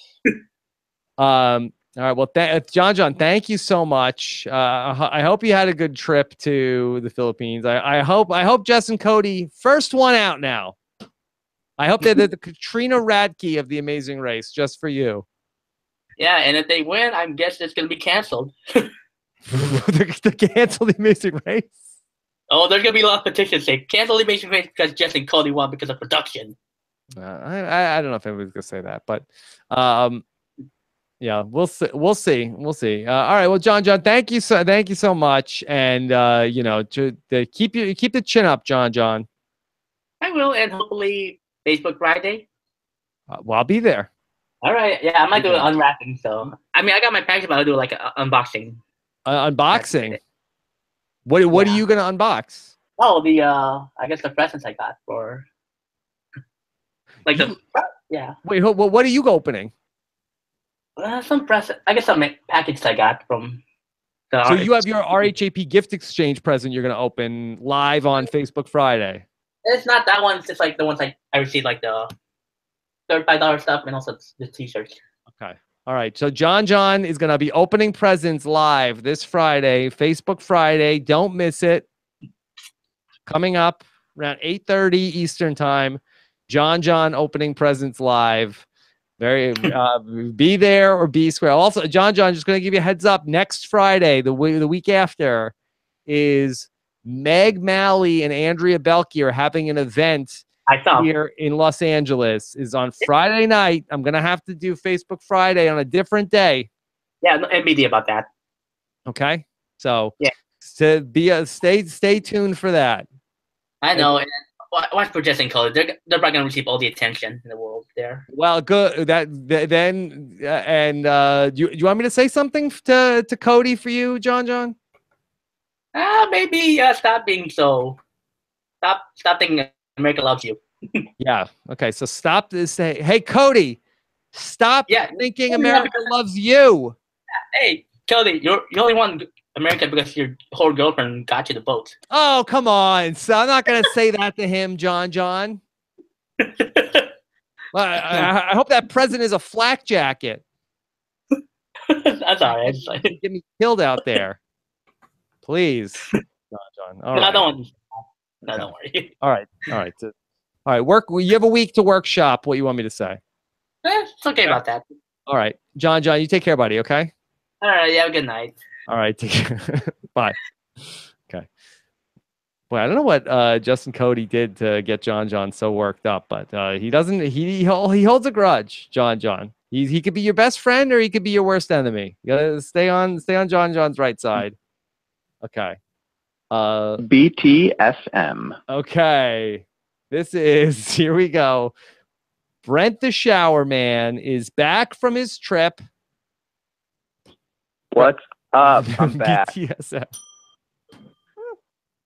You made that, Rob. I know. Never said BTSM. Yes. BTSM, are you going to go to the Andrea and Meg party? Yeah, I haven't bought a ticket yet, but I think I want to. Yeah. I think it's $35 for the it's a good cause too. It's a good cause. I think it's actually cheaper than when it was in New York. I want to say it was like $45 or $50. To maybe the East Coast patrons know a little bit better for that, but I'm excited. Looks like a good roster. Nobody it doesn't look like anybody that wants to beat me up is going to be advertised to be there. So I'm excited. Although Cody might want to beat me up after. Advertise those people. Yeah. Well, maybe now. Yeah. Now, once I tell Cody about what John said, then he's gonna probably get me in a headlock, choke me out. I never want to get on John's bad side. Don't. Well, you're not a casual. I won't, trust me. You're not a casual. Well, I'm an amazing race casual because I've never actually watched a season. Yeah. Yeah. Okay. So what's going on, Brent? Everything that you came back from? Where you're from Michigan, right? Correct. Yeah, I was in Michigan. It was great. I got to tell you, I'm officially Californian because I was freezing. So cold, right? It's inside. It was terrible. And my parents are like, "Yeah, this is normal. Like the heat is on, and I'm shivering." Yeah. So I don't know if you ever experienced that going back to New York. Totally. Everybody thinks you're such a baby when you go back to the East Coast after being on the West Coast. Yeah, and I come back to work and I'm telling people, and they're like, "Yeah, that's normal. That happens." Yeah. I don't know what happened. So I'm thankful to be back. It was a good trip though. No one got sick. I'm sorry to hear everything going on with you guys. What are you gonna do? It's been no fun. I mean, but... I was actually gonna ask you. I've been thinking about it as the Noon Year's party. Your party at noon for New Year's. I'm actually sad that was. I'm happy for you, I guess, Rob, but I'm sad that wasn't happening because I really wanted to hear about that on a 5 for 5. I was really banking on that. Well, hopefully next year it gets to. Yeah, we'll save the idea. I mean, I guess like you said, you could do it in February. I mean, they wouldn't know. We could do it tomorrow. But don't tell Nicole that because that's actually a good idea. Yeah. So. But no, I was really thankful that you dropped the "We're Happy Holidays." I was on my way out the door and I got to download it right before I left for the plane, and it was a fun way to kind of recap the year. This was like I think I started being a patron in December of last year, so I officially got all of the 2017 around the world under my belt. So that was fun to listen to. Yeah. Well, I guess I'm putting both of them together, but they both came out at the same time. The Happy Holidays, and then on the way back, I listened to the best of 2017. Yeah, I thought that the best of 2017 actually came out really well. I was very happy with how that worked out. I mean, that was basically the only like work stuff that I actually got to do this week was get those podcasts. Like basically the Happy Holidays, I got that out like right before I started to feel sick. And then that was like one sort of like thing I was able to get done this week was work on the best of show. Yeah, no, it was great. I really, really enjoyed it. And I was just thinking as we went through, I mean, I know you've said we ended 2017, the last couple of months, you were really on a hot streak with the podcast. Yeah. And I'm just curious because I haven't been a patron for that long. Have you had streaks like that before? You really think it was just keyed in and extra good content? And do you think that this time in particular or other times in the past that it was because of guests? Or, I mean, I know we don't think the season was like a top 10 season. So do you have any reasons why this might have been a really, especially good couple of months for the podcast? You know, if I have to think about, I feel like that 2014 overall was a really good year between Cagayan and San Juan del Sur. And I felt like that we were on like stretches during those seasons that were like that. So I think that in those cases, I think that it was a little bit of like that Tony was such a, he just really broke the mold in that season. I think so. We had like a lot of creative inspiration at that point in time. And in 2015, that was sort of like the introduction of the soundboard. So the San Juan del Sur was sort of like the introduction of the soundboard into the podcast. And we had a lot of fun with that, at least from my recollection. I don't think I did a best of 2014 show that year, though, so it's hard to really pinpoint those things. But yeah, I just feel like that I do think a big part of it was that I ended up changing my schedule around where I just had more time to prep. Like a lot of the really funny segments that we ended up doing were from the voicemail show, where I just had more time to come up with stuff. I had a small group of people that I worked with during the season where we would brainstorm a little bit during the week in terms of ideas to potentially do on the podcast.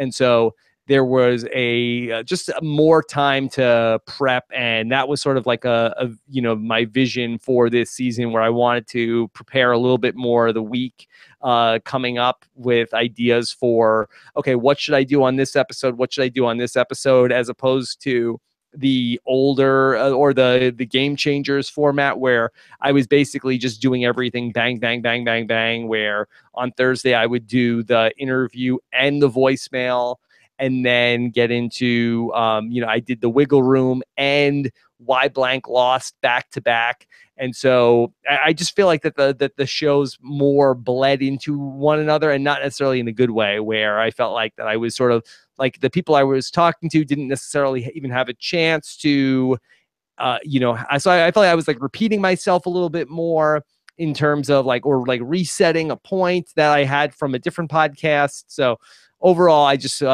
really enjoyed the pacing of doing the podcast this season, even though it may not have been best for everybody. Yeah, I mean, I think that it worked out best for the podcast as a whole. And I don't know, you didn't necessarily say this, but I think a little bit of the work was taken off of your shoulders. I don't know how involved you are with like the B&B or Why Blank Lost, but I think those pretty much were set up and they go on their own with the people that are on those shows and other people that help behind the scenes. So yeah, I mean, I don't really have to do anything on those shows. I mean, Scott St. Pierre does put them together edit wise, but in terms of I sort of just greenlit the shows back in the fall, and then I didn't have too much input into what they were doing on those shows over the course of the season.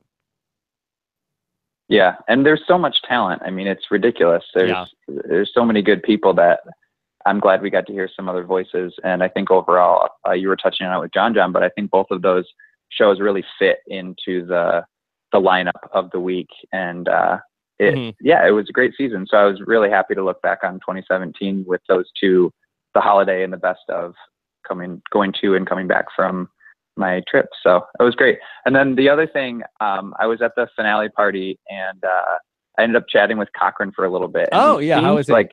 Seems like a really, really genuine guy. Yeah, Cochran gets a bad rap. I mean, I think that he needs a better publicist, Cochran. That there are a lot of people out there on the internet that hate him, and he's a he's a really nice guy. I mean, he is like, he frustrates the hell out of me at times with I'll see him, I have a great conversation with him, and then I text him and he Ghost Islands me. And it's he really makes me... the Ghost Island. Right. And he makes me feel like, well, are you my friend or are you not? Because if we're not friends, when I see you, let's just you don't have to act like we're friends. And then, because then this is a very mixed message that you send me when then I reach out to you and then you act like, you don't know me. So he says it's because he has such crippling anxiety, and it's well, I don't think he'd be able to get any of these deals done with different things if he was able to, not be able to, function like a normal human being. I don't know how he'd be able to be making, deals for TV shows and stuff like that. So I kind of, it doesn't pass the smell test for me, but he is always great when I see him. Yeah, I think he kind of hit on that because I said, oh, are you going to come on? You can do a podcast next season. And he's like, oh, well, if I can muster up the social confidence or something similar to that. And it's kind of exactly what you said. And I think I can get him in 2020. last time. Yeah, I got him in 2017. We gotta wait till 2020. Yeah, I got him in 2014. I got him in 2017. I think in 2020, I feel like the in is like, hey, Cochran, it's been 3 years. You got to do the podcast again. Yeah. Like, I feel like he would respect that. I think he would say, okay, well, it has been 3 years. So I think I could get him with that. Yeah. When I heard him on the I think he was on the best of 2017, and you had said in that clip, oh, it's been 4 years or however long, 3 years. And I was like, oh, wow, it really was that long since he had been on. Yeah. But do you really think he doesn't like you, Rob? No, I don't think that he dislikes me. I don't know if he loves me to the point that he would like, go out of his way to, inconvenience himself to do podcasts. Yeah. Well, he was. If really, he loved me, he could be here every. Really he genuine. could be here. I'd set up he was a in desk the studio in here last time, right? He would. Yeah. He came to the studio, so that was that was great. That was and great. He said he liked being in the studio because of the whole Usher John thing. Yeah. So we'll see. No, he seemed really. I'll try to butter him nice up at Steven's wedding. Let's see what I can do. Maybe. Yeah, that'd be good. When's Steven getting married? Sometime this summer. Okay. Try to get him to not schedule it. Cool. Yeah, it would be season. great to have him on. So maybe all of the patrons can give him compliments, because he was like, "Oh, that means a lot that you said you liked it," and seemed like he really kind of needs that boost. So we need like a call to action whenever you're ready to have Cochran back on. Whenever you think is the right time, we'll act. Right. I want to be like the loving mob where it's like there's so many angry mobs on the internet. I want to be like, oh my God, those guys are so great. They're so nice and I mean, it'll never happen, but it would be nice. It would be nice if like that would really make everything very easy. We can dream. Like, oh boy, it's so great to go on Rob as a podcast because everybody is so nice. The nice mob. Nice mob. Whatever. So, all right. Well, anyways, hope I get to see you next week. Nicole's going with me, assuming she's better. Oh, that's what I was going to ask. She's coming? Yes. Cool. So it should be. I will buy my ticket. Should be exciting. Maybe there'll be somebody that we could hit up for a podcast that night.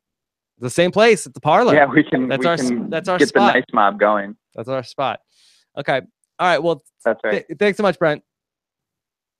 All right. Good talk to you, Rob. Have a good night. Okay. Take care. Bye. Okay. Bye.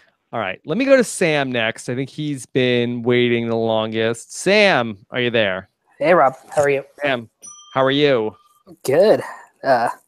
Going back to work after 2.5 weeks tomorrow. So not looking forward to it. Off today. I feel like that this was a really lame setup in terms of, it was sort of like last year. I feel like that, with New Year's being on the Sunday, I feel like that you got the Monday. Like Monday was like the holiday. You had like the day to recuperate. Yeah. I'm ready for next year. You get it on like a Wednesday. Then it's like, why come in Thursday, Friday, take the whole week, and then come back. That'll be good. Next week.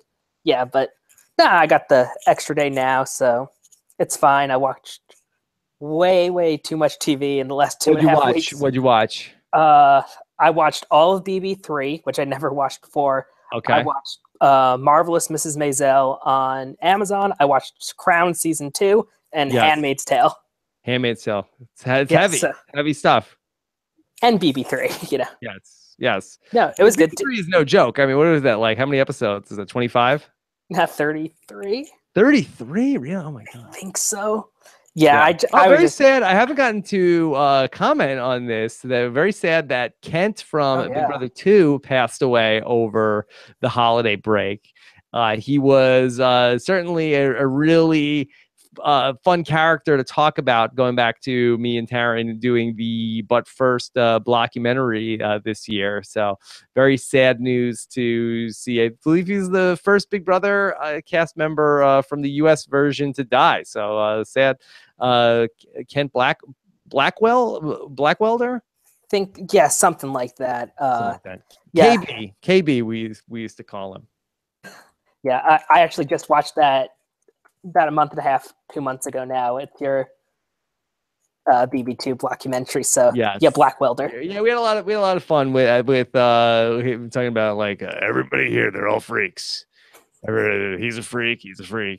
And then he's just like, I'm so happy I'm leaving here. Yeah, he was fun though. Like it was nice to see his little arc play out, and then every post I've seen, like it's disappointing. I looked on Will Kirby's Twitter. I don't think he said anything. he might have just deleted it. He's deleting his condolences. He deletes everything. You delete a condolence tweet. He was like, "Oh, I'm just hanging out with Neil Patrick Harris playing Star Wars virtual reality." Well, that's NPH, so you got to keep that up. Well, sure, keep that up, but you could also say like, "Oh yeah, very very sad to hear about Kent." Yeah, I mean, well, compared to the other Big Brother Twitter things going on. Yeah, what's going on? That Raven is fighting with Evil Dick. Oh, they're all fighting with everybody. Yeah. So yeah, it went Raven and Evil Dick, and then why were they fighting though? Because Evil Dick wanted to start a Twitter war with Raven. Yeah. That's really the best in the Facebook group. I had been sitting on this for a while, but yeah, Evil Dick has me blocked on Twitter. How is this? That Evil Dick has me blocked. What did I do? Who did I find? I think that's like the only person that I've ever found that has blocked me. Did you? And you used to do a couple podcasts with him. I've never had a crossword for him. I don't know what he's done. He did a podcast with Russell this summer, and he was very uncomplimentary to me, talking about how I'm like CBS's golden boy, and not in the Bait Blake sort of way. And that I basically I'm CBS's golden boy, and him and Russell were not very complimentary about me and what I do. And then one day I was like, why is this keep saying that? I kept being like, because people will like tag me and him on a tweet like pertaining to Big Brother stuff, and then it'll be, this tweet is unavailable. This tweet is unavailable. Like, why is this tweet unavailable? And I couldn't see anything. And then I looked at it and said, oh, Evil Dick has you blocked.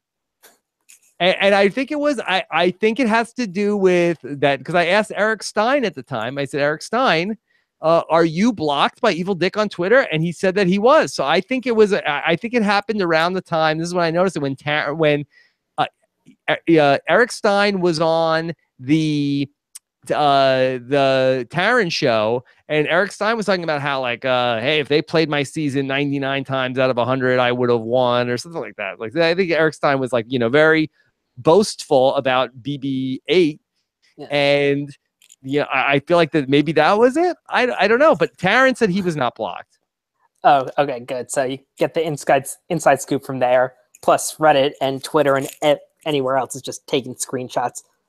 Yeah, I was trying to look it up, and I haven't been that interested in to look it all up. But yeah, it's basically everybody from BB19 on it in some way. And then I don't know if you saw the Cody AMA, but no, I didn't see that. It's a very quick read. Every question is essentially yes or no. Are you on it? Or are you laughing? Me? No, that I know Cam is on hold. Sam. No, Cam, can you are you on? Can you hear us? Yeah. Okay. Yeah. Okay. So let me bring in Cam also, if he's if he's seen some of this. So you followed the Cody AMA also? Why did Cody do an AMA? He had nothing to say. Yeah, I don't really know. Like, he really didn't miss anything. It was just Cody being Cody. Yeah, it makes me feel like that maybe they didn't do well on The Amazing Race if he's doing an AMA right before the season starts. Again, I don't say anything if you guys know the results, but it makes me feel like that PR-wise, it feels like, that's weird. I don't know. It wasn't really a Amazing Race centric one. There was a couple questions, but it was really like, do you regret anything? No. Mm-hmm. Would you change your vote to Paul? Was there an anti-Paul back? No. And it was just like, oh, and he likes his steak medium rare at Texas Roadhouse. So Texas Roadhouse, okay. There's that. I know we were all competition. Oh, true. They don't have the bloomin' onion there. Yeah. So, okay. Yeah. So Big Brother is burning down. Yeah, I'm ready for Celebrity BB. Ready for Celebrity Big Brother. Whatever that means. that the celebrity, when they bring the celebrities into this world, will the celebrities then sort of like will they sort of like be touched by the Big Brother virus in that, like, say, like, hypothetically, let's just say give me somebody who is going to be potentially on this that's not already from the Big Brother world. Gary Busey. Okay, say Gary Busey.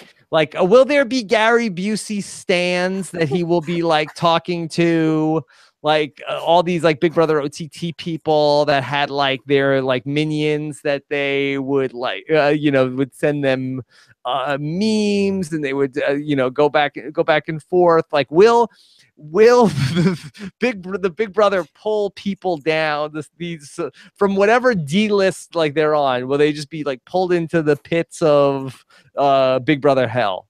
We can only hope. Like, will we end up seeing some sort of like Cam, give me somebody else who's going to be a celebrity from Big Brother All-Star or Celebrity Big Brother? Yeah, definitely Johnny Bananas. Like, well, okay, but he's already in the reality world. Like, is there someone outside of it? Yeah, Amorosa. Yeah, well, she's sort of in the reality world also. Yeah. Like, I kind of feel like somebody not born of this, but will Sean Spicer, will he be like in a Twitter feud with Brent like in a couple of weeks? Like, I think Brent would love that. Yeah, so I don't. It'll be interesting to see what happens to these people once they go. Will they be able to get the stink of Big Brother off of them? And I mean that in the nicest possible way, because we will be there every step of the way. I'm so excited for Celebrity Big Brother. Yeah, I think it'll be a really good time. I mean, whatever it is, it's such a quick shot of it. Yes. Well, that's what I love so much about it. If it was like 6 weeks long, I would be very nervous about it. I feel like that there's no possible way it won't be fun for 18 days. Yeah, and like you can't have to like look forward and see Paul's running it week after week after week, because week after week after week, and it's done. And that's right. it. I'm ready. I'm just completely ready to clear my entire schedule of just, I'm ready to dive in. Like, I'm ready. Like, I'm good to go. I'll do a show after every, if it's on 5 nights a week, I'll be here 5 nights a week talking about Celebrity Big Brother. I think I saw they came out with the actual schedule, and it's like 13 out of the 18 nights. I'll be there 13 times. Plus preseason and preseason. Maybe what do you think of that, Cam? I don't know. Oh, I think it's amazing. I mean, like I said, 18 days. I mean, I think it's not overkill like OTT was. You know, I think OTT, if it had been like a month or something like that, it'd have been great. Yeah, they burnt it out too much, and I hope that this is a good lesson for the summer Big Brother, that it's too long. I think that's one of the biggest problems that Big Brother has, is that I think that Big Brother should be like 70 days and not 98. Yeah, that's what the old seasons were like. So I just finished like a big Survivor rewatch. Now I'm going back and doing Big Brother, which a lot of the seasons I haven't seen, and they're all in the 70 to 75 day area or so, and it really helps move things along. It's too watered down. People get, the game gets so stuck in the mud. It's so slow. I think that boom, boom, boom, boom, boom. That Big Brother is always going to be fun for the first couple of weeks. And I think that Celebrity Big Brother is going to, I hope this is the first Celebrity Big Brother. I hope that we get one of these every year. We'll see how many celebrities they get. I'm holding for Bobby Moynihan. That's the one. That's the big. He's got nothing else going on. Exactly. I think that show got I don't think it was officially canceled, but it's on hiatus. So I think that would be a bad look for him in terms of, if I'm his agent, I feel like go from leaving SNL to own show that's canceled immediately to being on Celebrity Big Brother. I feel like it's a troubling pattern. Well, same thing happened to Jay Farrow too. So put them on together, let them form an alliance. Yeah. It's not going to happen, but I would love it too. Yeah. But I feel like that Jay Farrow did not go and like instantly go to something that failed. Like I feel like that he had a show on Showtime that just got canceled. I know, but it's almost like that. It's almost not as bad because it didn't. That failure did not come so close to him leaving SNL. I think they left the same year. Did they leave the same year? Did they? I think, yeah. No, I think there was a year. I'm pretty sure there was a year that Jay Farrow was gone. I could totally be wrong. But we'll fact check that. We'll fact check that. I'm probably wrong. They all start blending together, but I love SNL still. Oh well. Yeah. I'm trying to think that I think that Bobby Moynihan, I think he was there through last spring. Last year, you're right. And then yeah. I think that Jay Farrow, I think that Jay Farrow got released right before last season. That was sort of like him and because he just missed all the Trump stuff. That's right. Him and Taron Killam, I think, got laid off like right before. And John Rudnitsky, who was a featured player for a second. Yeah. Okay. All right. So, anything else going on? No, that's it. I was just calling in, talk Big Brother and whatever else. Okay. It's gonna be a fun couple of weeks. I'm excited. Yeah, I think the time between now and Survivor Ghost Island has a lot of potential for craziness. Right. I think when like the Amazing Race will come up, and hopefully that'll be fun. And then I think once we get to that cast release for Celebrity Big Brother, like I think we'll start hearing rumors. I think we'll start getting to the point where like Jordan Parhar will tweet out 4 people that are already in sequester. It'll be really exciting times. Yeah, I think it'll be a lot of fun no matter what happens. Although we said that for OTT and all that shit. I know. I'll be bummed out if Frankie Grande is going to come in and then really that's only really not even Frankie Grande being on the show, but Frankie Grande coming in and actually knowing what he's doing in Big Brother. And then if, having any sort of like the Ariana Grande fan base, just, pushing the needle in whatever direction he needs it to go into. And then going all the way to the end. Didn't he already? And he did the other celebrity he did UK Celebrity Big Brother, right? Mm-hmm. Well, yeah. I mean, just no America involvement, please. Just keep it HOH veto. UK Celebrity Big Brother, right? Okay. All right. Well, great stuff, Sam. Okay. See you, Rob. Okay, let's go from Sam to Cam. Cam. All right. Thank you for the assist on the Big Brother stuff there. What's going on? I just want to say Happy New Year to you, Rob. Happy New Year. But I finally figured out who would be good on Celebrity Big Brother. First, Neil Patrick Harris would be great. Sure. Dr. Will is already giving him tips on Star Wars VR. Yeah. And then another one I think is an underrated person I think would be good on there, Katy Perry. Now, Katy Perry had something like going on where she was like in a Big Brother house or in the Big Brother house. She was in the Big Brother house. Yeah, she recorded a music video there, right? Mm-hmm. Yeah. But Katy Perry, what does she love Big Brother? Like, why would she do Celebrity Big Brother? I don't know. Like, I'm pretty much connecting the dots that maybe she's a secret Big Brother fan, and she may do it for 18 days.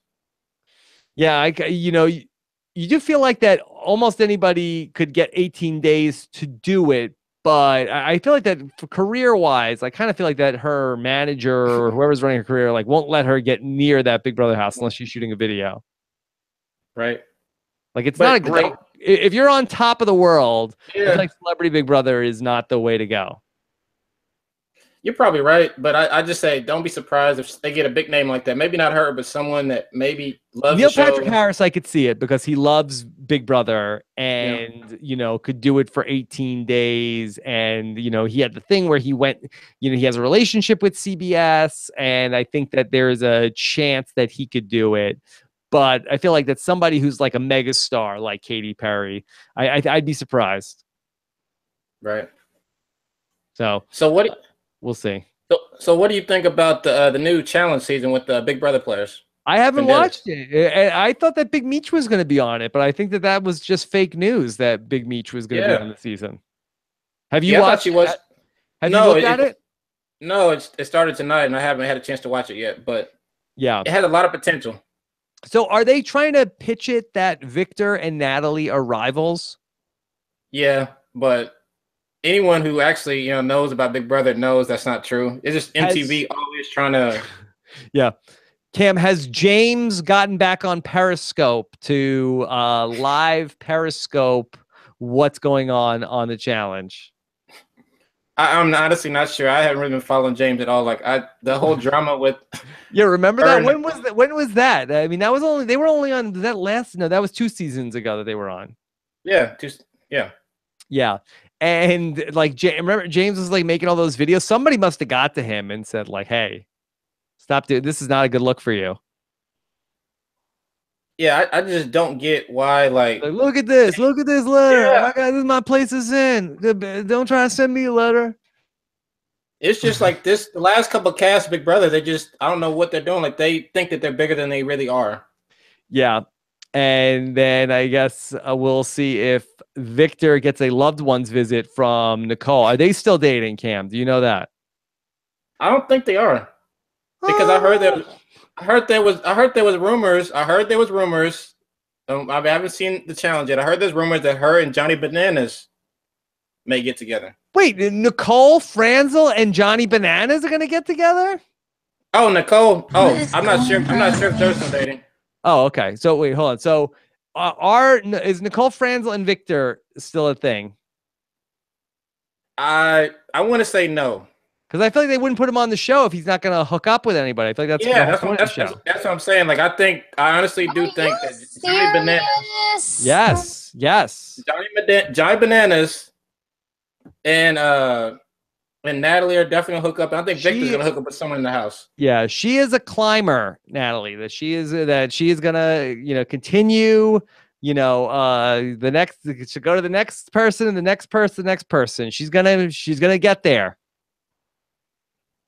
Yeah, and I think she's gonna be a tease all season too. I mean, I think Natalie's actually a perfect person on this show, and I think Victor. Yeah. I'm not sure how it's gonna go because I just don't think that he has enough to make it interesting. I mean, Victor's a real nice guy. It seems. Yeah, I mean, Victor.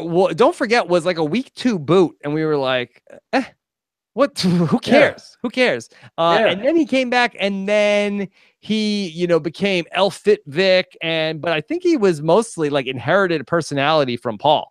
I don't think that we ever really felt like that Victor was so great, and they were the sitting ducks, but it was mostly I feel like that he was just like a wingman for Paul in the house. Exactly. If they would have had Paul and Victor in the this new season, it'd been great. But I just don't know if, like I said, what is Victor going to do? Because the challenge has always been a show where the vets run the game. It's completely different than in the Big Brother house where, the vets run the game. Yeah. I mean, I guess it's the same thing, but still. But there's more vets on the challenge. Right. More vets on the challenge. Like the vets always win on the challenge. Yeah. Like the newbies have no chance. So, I mean, I feel like it's a different game where you almost have to have some type of strategy because you're an underdog at the beginning. While in Big Brother, it's kind of an even playing field. Like you actually have a chance, but in the challenge, there hasn't never been a new player that's won the season right off the rip that I remember. Yeah, you be like an indentured servant, like work your way up through the ranks, and then eventually, but you got to put your time in, and then you can win the challenge. That's pretty much what it is. Okay. All right. Well, let me know if it's worth checking out. I'll at least if there's like some good like Victor and Natalie clips, I'll look at it on YouTube. Yeah, I'll definitely let you know. Like I said, I've been really excited about it ever since I heard the leak cast and stuff, and I was like, it's a little different. I mean, and that's why I definitely think that there's going to be some challenge people on the Celebrity Big Brother because I feel like it's some type of partnership. Yeah. And you think Johnny Bananas is going to be on the Celebrity Big Brother? Definitely, 100%. Hundo. 100%, yeah. Okay, so look for Johnny Bananas. 130%. Yeah. Okay. We'll see. It should be fun. So we'll see. Oh, all right. Rob, have you seen the new Dave Chappelle specials yet? No. Well, I heard there was controversy. I love Dave Chappelle, and he I love the Chappelle show. I watched the last at least one of the last Netflix specials that he did. I thought it was okay. The last one that I watched, I wasn't like dying or anything, But then I heard this one has a lot of controversy that he's talking about, like Louis C.K. and stuff like that. Did you watch it? Is it good? Yeah, they're both amazing. I think they're way better than the previous ones. I think the second one, the Bird Revelation one, the one that's getting a lot of controversy, is definitely amazing because he weaves the whole story and it all makes sense. It's not really funny per se, but it's like a philosopher pretty much telling you kind of how he views life itself. So yeah.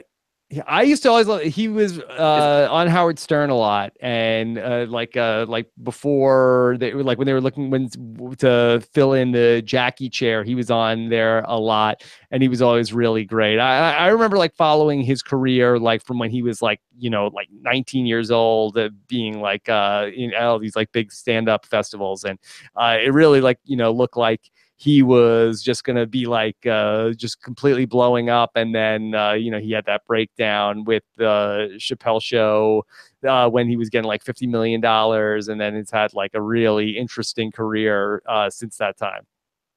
Yeah, and he talks about that a lot in detail about why he left. I mean, so you'll pretty much get the answers on why he left and what, he thought about it now that he, left all that money on the table. Because I don't think any of us, if we were offered $50 million, would turn that down.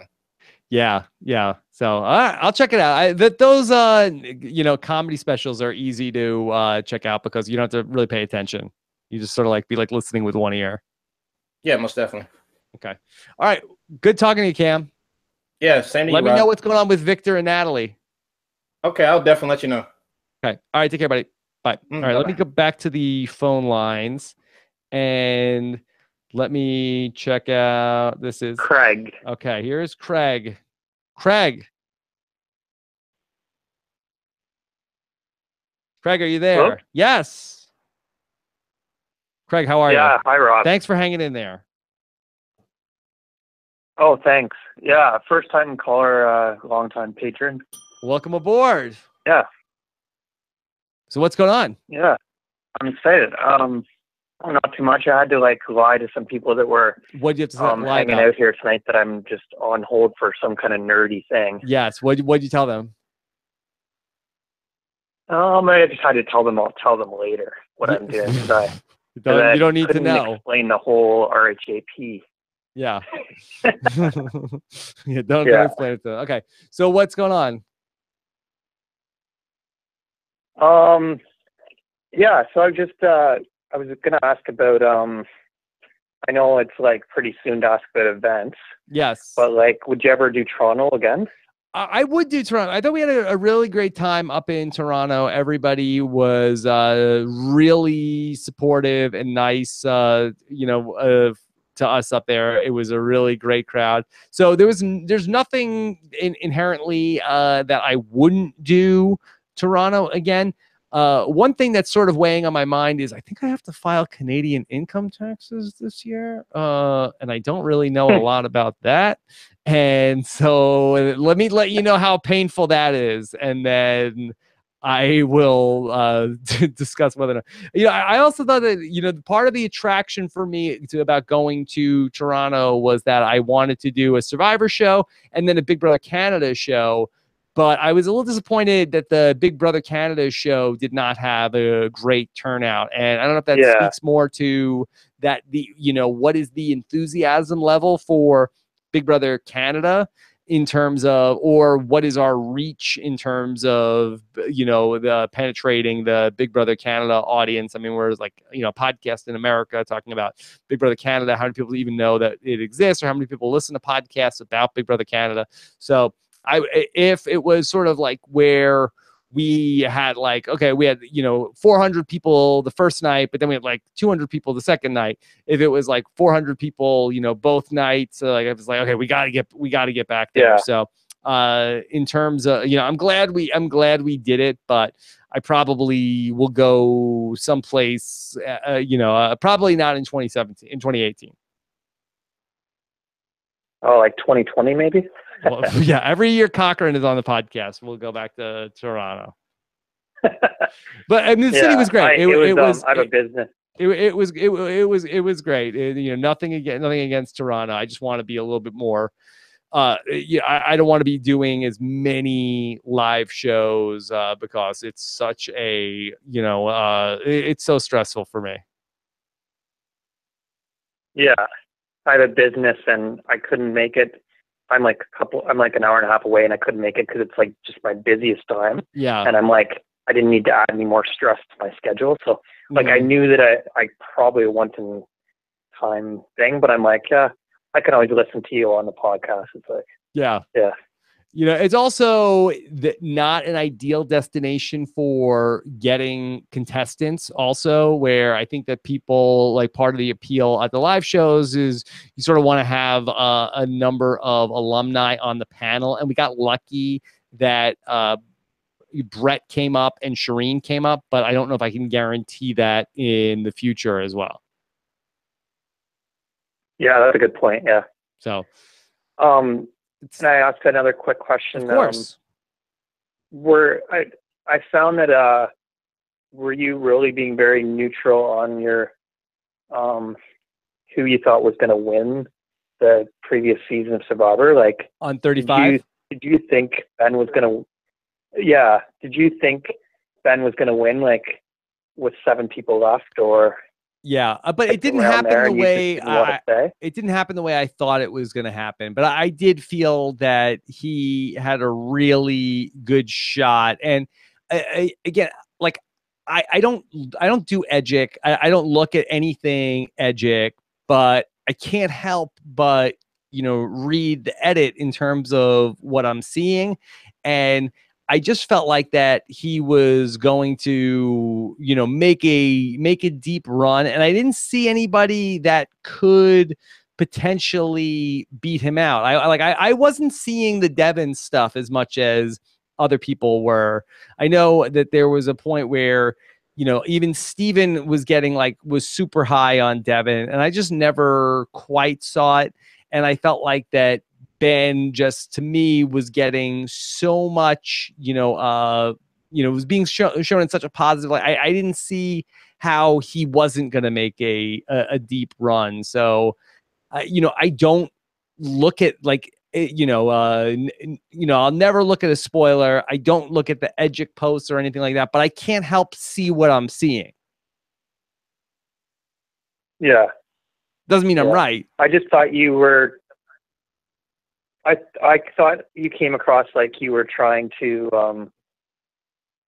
not take any suspense away from the season. Like Oh yeah, I pretty... won't ever, like, even if I feel like in my heart of hearts, I feel like, yeah, I don't see how Ben's losing this thing. I also try to put reason behind it, and I'm not gonna just go with a I never want to hear from people like I ruined the season for them.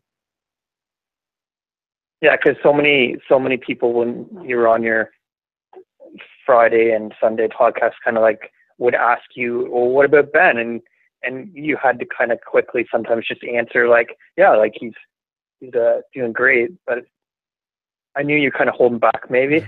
Yeah, I mean, I think that what I said is, at least towards the end of the season, was that I feel like he's got a great shot if he can get to the final 3. I don't see how he does it yet in terms of what he was going to do. And I really thought that he was going to end up at 7, going back and flipping when they made him the double agent. I thought he was going to go back and flip to Chrissy and Mike and Ryan. And he did try to do that, but then Chrissy was sort of non-committal about what she wanted to do at that spot. And then that's when Mike came back and blew up what Ben was trying to do. So it was not a straight line.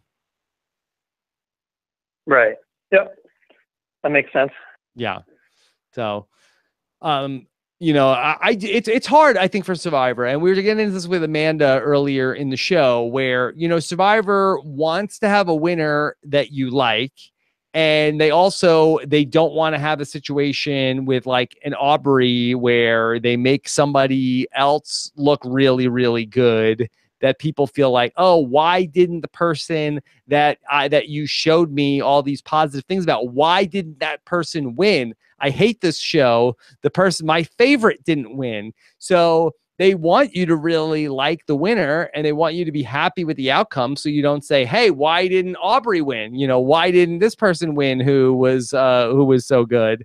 So it's tough, but then also at the same point, you know, it's like, you know, well, why don't they blow somebody else up and then to throw us off the scent? And it's like, well, then when that person doesn't win, people are going to be upset. So they're really sort of damned if they do, damned if they don't. Yeah, they're going to make some people happy and other people not happy. So it's so hard which way to edit it, you know? Yeah. So that being said, you know, the edit is one thing. You know, let's try not to make twists at the Final Four and not tell anybody about it until it's happening. That too. Yeah. That too also. Well, thanks, Rob. Okay. Craig, great talking to you. Hope it was worth the wait. Yeah, for sure. It's been on my bucket list to wait on the hold there. And yeah. Okay, good. Maybe I'll talk to you in 2020 then. Yeah, hopefully before then. And hope that your friends don't judge you too much. Yeah. Okay. All right. Have a good one. Take care, buddy. Bye. Okay. All right. Let's stick with the phone lines here. And this is Kirsten. Okay. Here is Kirsten. Kirsten waiting on hold for a long time. Kirsten, how are you? Hi, I'm good. How are you? Kirsten, I haven't gotten your strongly worded email yet. It goes, Dear Rob, Secret H is ruining the patron community. I will no longer be. No, it really. I mean, I don't want to jinx it. I really have not got. I get, you know, like there's almost nothing that I don't get like somebody unhappy with them, and this is the one thing where it's like, boy, could be problematic. Where I have not gotten any sort of negative feedback. So. You did good job with the self-policing. If I never get too heated, we're like, oh, I'm yelling Rob.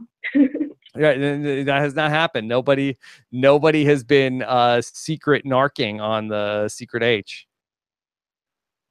Well, I mean, that's good to know because that would be the ultimate betrayal. Okay. Is there one person? Is there like a captain of the Secret H? What do you mean?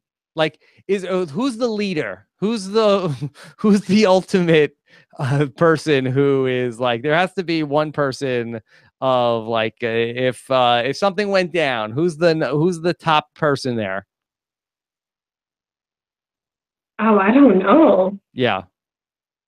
I also, like, if anything goes down, I don't want to reveal my cards here, Rob. I could get in serious trouble. All right. So, all right. So you're saying it's a leaderless group. I think everyone's just so addicted to the game that I don't think the game is the leader. Right, the game is the leader. That's how the yes, the game. That nobody could take out any one person and then disrupt the organization. I don't think so, but I mean, never say never. Like it's Skynet. Scary to think about. Yeah. Okay. So, all right, what's going on, Kirsten? Oh, well, I was looking at BB drama. I was looking at the Cody AMA, and then all of that got spoken about. So what was your take on it? What was your angle? On the drama? Yeah. I think it's from the full moon. Do you think we'll get more at the end of the month with the second full moon? I've never done a correlation, any sort of chart between full moon and sort of anxiety on social media. Do you think that there's a thing? I mean, I think there's a correlation between the full moon and people acting completely ridiculous. So yeah. I bet if we went back and charted all these crazy Big Brother contestant dramas, there'd be a lot on full moon. Yeah, I do think that there is something to, you have all these lunatics, and I do think that the origin of the word lunatics has to do something with the moon. So. Oh, see, we're putting it together. World's greatest detectives over here. We're putting it together. All right, and so where did the public person, like, who won the public debate of Evil Dick versus Raven and Paul? Raven won. Yeah. People, and I was very surprised to see that. But Evil Dick basically started by being like, "Haven't you died yet?" And then she was like, "What's wrong with you?" Yeah. It was actually well done. And he did not. I don't know. He did not get into what's wrong with him. I don't think that he's capable of seeing that kind of stuff just based from what we've seen in the past. No, and then Paul jumped in being like, "What are you talking about?"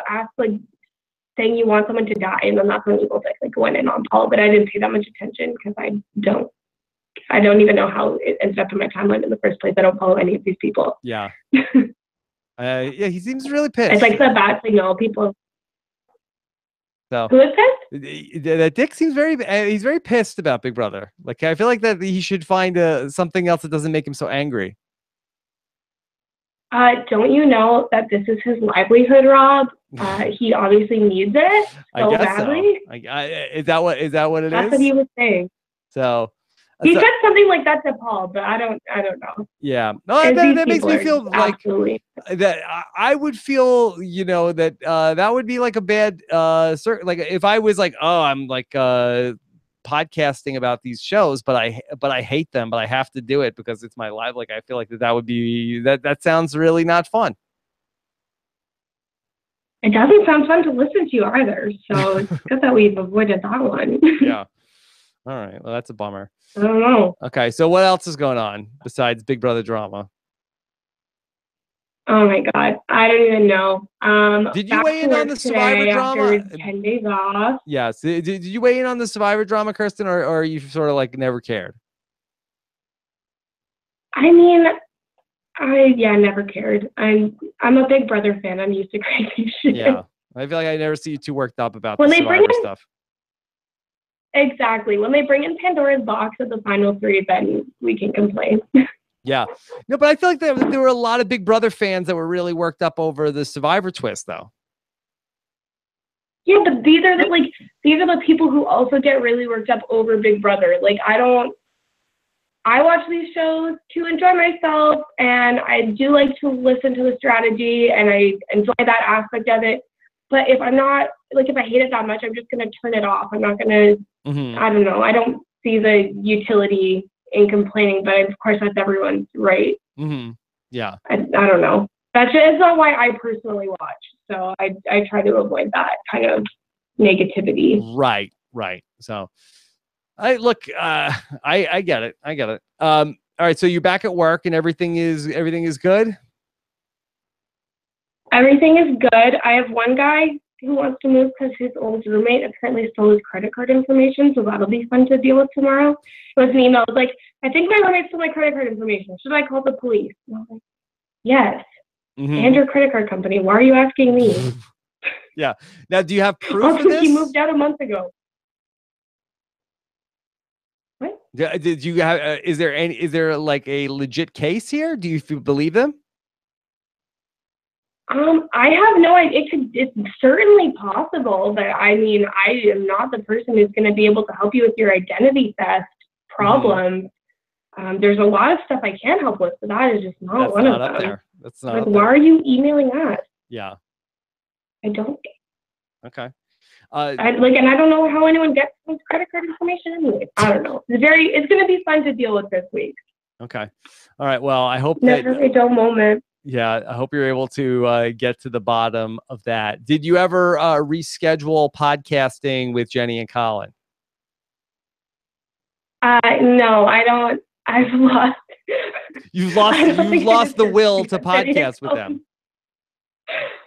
I don't even know. I was doing okay, and then all of a sudden, the vodka hit, and I hit rock bottom right on Facebook Friday. So hard liquor's dead to me now, and I will probably not be getting Colin's podcast. Okay. Kirsten, do you have one person that you would want to, if you had one wish to cast somebody into Celebrity Big Brother, who would it be? Like actual celebrity or people I think are possible to get on the show? Yes. Well, give me an actual person. Probably Neil Patrick Harris. I've always been obsessed with him, to be honest. Yeah, Sam is saying in the chat room that he's filming the series on Unfortunate Events. How dare he? I feel like this is a personal attack. Yeah. I have some breaking news. Breaking news are happening now. I have a text message from Dr. Mike. Oh my God. What does he say? He says that he wants to know, can I send him the Go See Dr. Mike song so he can post it on his website? Oh, I love Dr. Mike. Rob, this could be my jingle for the do you know how much money this saves me? I'll have this playing on my hold music on my phone. Oh my God. That's like, okay, when you were talking about Dr. Mike FaceTiming you, I just wanted to cry. Dr. Mike is like too good for this world. We don't deserve him. Oh my God. He's a lot of fun. He's a lot of fun. And I've been like texting with him all week, and he's like, I feel like he thinks that I'm like such a loser. That I mean, I don't know how many other people he's having text conversations with, but he seems very impressed that I'm the only person that's writing back to him. Oh, you guys are best friends now. He's my best. That's so cute. I was texting him on Christmas. He's like, don't you have things to be doing with your family? I was like, no, everybody's sick. Everybody's like in their bed. I like how the person who's happy that you're the only one who answers his FaceTime is then like, don't you have other things to be doing? Yeah. Brent, the shower man, says Dr. Mike is the reverse Cochran. Yeah, he's the only. Oh. Yeah. I just love Dr. Mike. The problem is we're gonna have him on, and then we're not gonna be able to lose him. He's gonna want to be on every week. It could be a real problem. Yeah. And then like a season from now, we'll get in the threads in the patron group like, oh, Dr. Mike again. So we'll see. All right. Well, Kirsten, let me know. Something to complain about. Yeah. There's well, that's what keeps RHAP moving. That complaints are the fuel for this podcast engine. Just pour it in like perfect. Well, then you should be able to keep going for a long time. It's like the Mr. Fusion. I just take all the stuff, throw it in there. It keeps me going. Oh, perfect. So you're like, oh, what is this? Yeah. Oh. All right. Well, Kirsten, thanks. Excellent job on your holiday wand-off entry. Oh, thanks. Felipe really wanted to write something, but he was too self-conscious. I was like, oh, I have no shame. Let's go. Yeah. So, well, good stuff. And thank you for getting that song stuck in my head for a couple days. Oh my God, it's still stuck in my head. It's the worst thing that's ever happened to me. Yeah. No, but I was really thinking about it, and it's like if this was a real thing, I just feel like it's that Last Christmas song Kirsten did a parody of. It's like hey, like leave me alone, you psycho. Like we broke up a whole year ago. Like I thought I made this clear when I broke up with you on Christmas. I don't want anything to do with you. Leave me alone. Yeah, it's honestly a lot of these songs, the more you analyze them, the creepier they get. Yeah. Or less creepy. And I saw Mommy Kissing Santa Claus one. That's less creepy when you realize it's the dad all along. Oh, I didn't get to talk about this on a 5 for 5, but on Christmas Eve when Dominic was going to bed, that the last thing he said to Nicole, he said, "Hey, and Mom, no kissing Santa Claus tonight." He did not. He did. Oh my God. He's very upset. That's the cutest thing I've He's ever. very upset about the idea that Nicole is going to be hooking up with Santa Claus. He is very upset about this idea. So That's he does adorable. not. He is on my page. There's a song about adultery, and he does not want to see Mom making out with somebody else. Yeah, but that's probably you taught him that. I didn't teach him that. Not nature there. No, you indoctrinated him. You told him. I think it's one of those things that, as long as they believe in Santa, they'll think it's a song about adultery, and then when they realize, they'll figure it out. You know why he thinks that? Because people don't put on a Santa Claus outfit to go put the presents under the tree. Nobody does that. You just put them on. Like, oh, good, the kids are asleep. Nobody's like, all right, well, I guess I'll put on the costume so I can put the presents in there. Well, yeah, because you unless have to. If you don't, your kids are gonna come down and just see your parents. No. Unless the dad is like working as a mall Santa, and then he came home, and then it's like, oh, another day, another dollar at the mall. You go hose off. That would be the saddest to grow up with a mall Santa as a dad, because there'd be no magic to your holiday. Yeah, well, maybe the dad has to like moonlight. The dad has to like make up a fake job to tell the kids of like, all right, another day at the office. Like, Dad, what's sticking out of your briefcase? Oh, nothing. Don't worry about that, Timmy. No, they could tell their kids they're the real Santa, and then it would truly screw them up forever. Yeah. There's a lot of stuff that, you just like a big part of parenting is just making up a lot of lies on the spot. It's good practice for Survivor of that today. Dominic wanted to eat a bunch of chocolate coins that he got in his stocking. And he's like, Dad, Santa can make chocolate? That he does that? I'm like, yeah, I think they have a kitchen there. I think they work on a lot of stuff. He's like, wow, that's really, I didn't know he could make chocolate also. Like, yeah. He's like, this is the same chocolate that Mom got from work. I was like, yeah, it's weird. Oh, no. It's got a lot of questions. It'll really be fast on your feet. There's a lot of, a lot of cross-examination going on over here. It could always be worse. We were at my sister's in-laws for the holiday, and there's one 2-year-old there. He was shooting at everyone with a cap gun, and then he pulled out a Kleenex to wipe his prints off. So at least your kid's not going to end up being a murderer like this guy. Wow. Like this kid too. He like pulled the gun out. He shot at me and my sister, and then I look over and he's wiping it for prints. I was like, oh my god. That was really what he was doing. That you asked him. Yeah. Wow. Well, we were like, we like looked for like, did this really just happen? And then we went out to the kitchen and he like was still doing it. And it's like, oh my god, where did he learn this? Like, what family has my sister married into? Yeah. Yeah, that kid's for sure. He's murdering people. Wiped down the gun for fingerprints.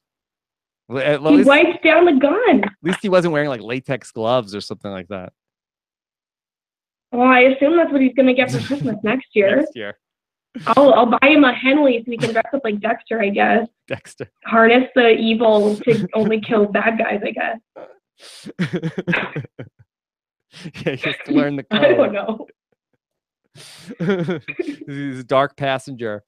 Okay. All right. Well, Kirsten, good. Got something. Yeah, good catching up. Watch out for that. That's your nephew? That's your cousin? It's my sister's nephew. Okay, sister's nephew. Okay. We're not related, but. Okay. Well, thank God. Thank God. All right. Take care, Kirsten. Okay. Bye. Yeah. Take care. Have a good one. Okay. Bye. All right. Let's go. I'm not sure who was next. I'll say it was Scott. Okay. Hold on. Let's see. Scott is muted, and now you got to unmute. There you go, Scott. Yes. Scott, do you have something else going on, or you would think that the Patroncast is this funny?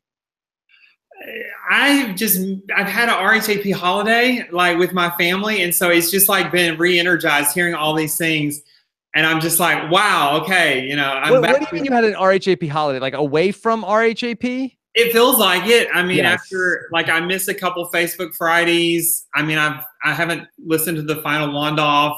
But you could still follow the plot. Yeah, exactly. But it was like, oh, okay, they're back. We had the hiatus, and now all the familiar characters. And also, like Big Brother, like just a lot, a lot is happening. So. Yes. Okay, good. Well, you seem like you're off to a great start for the new year. Yeah, I am.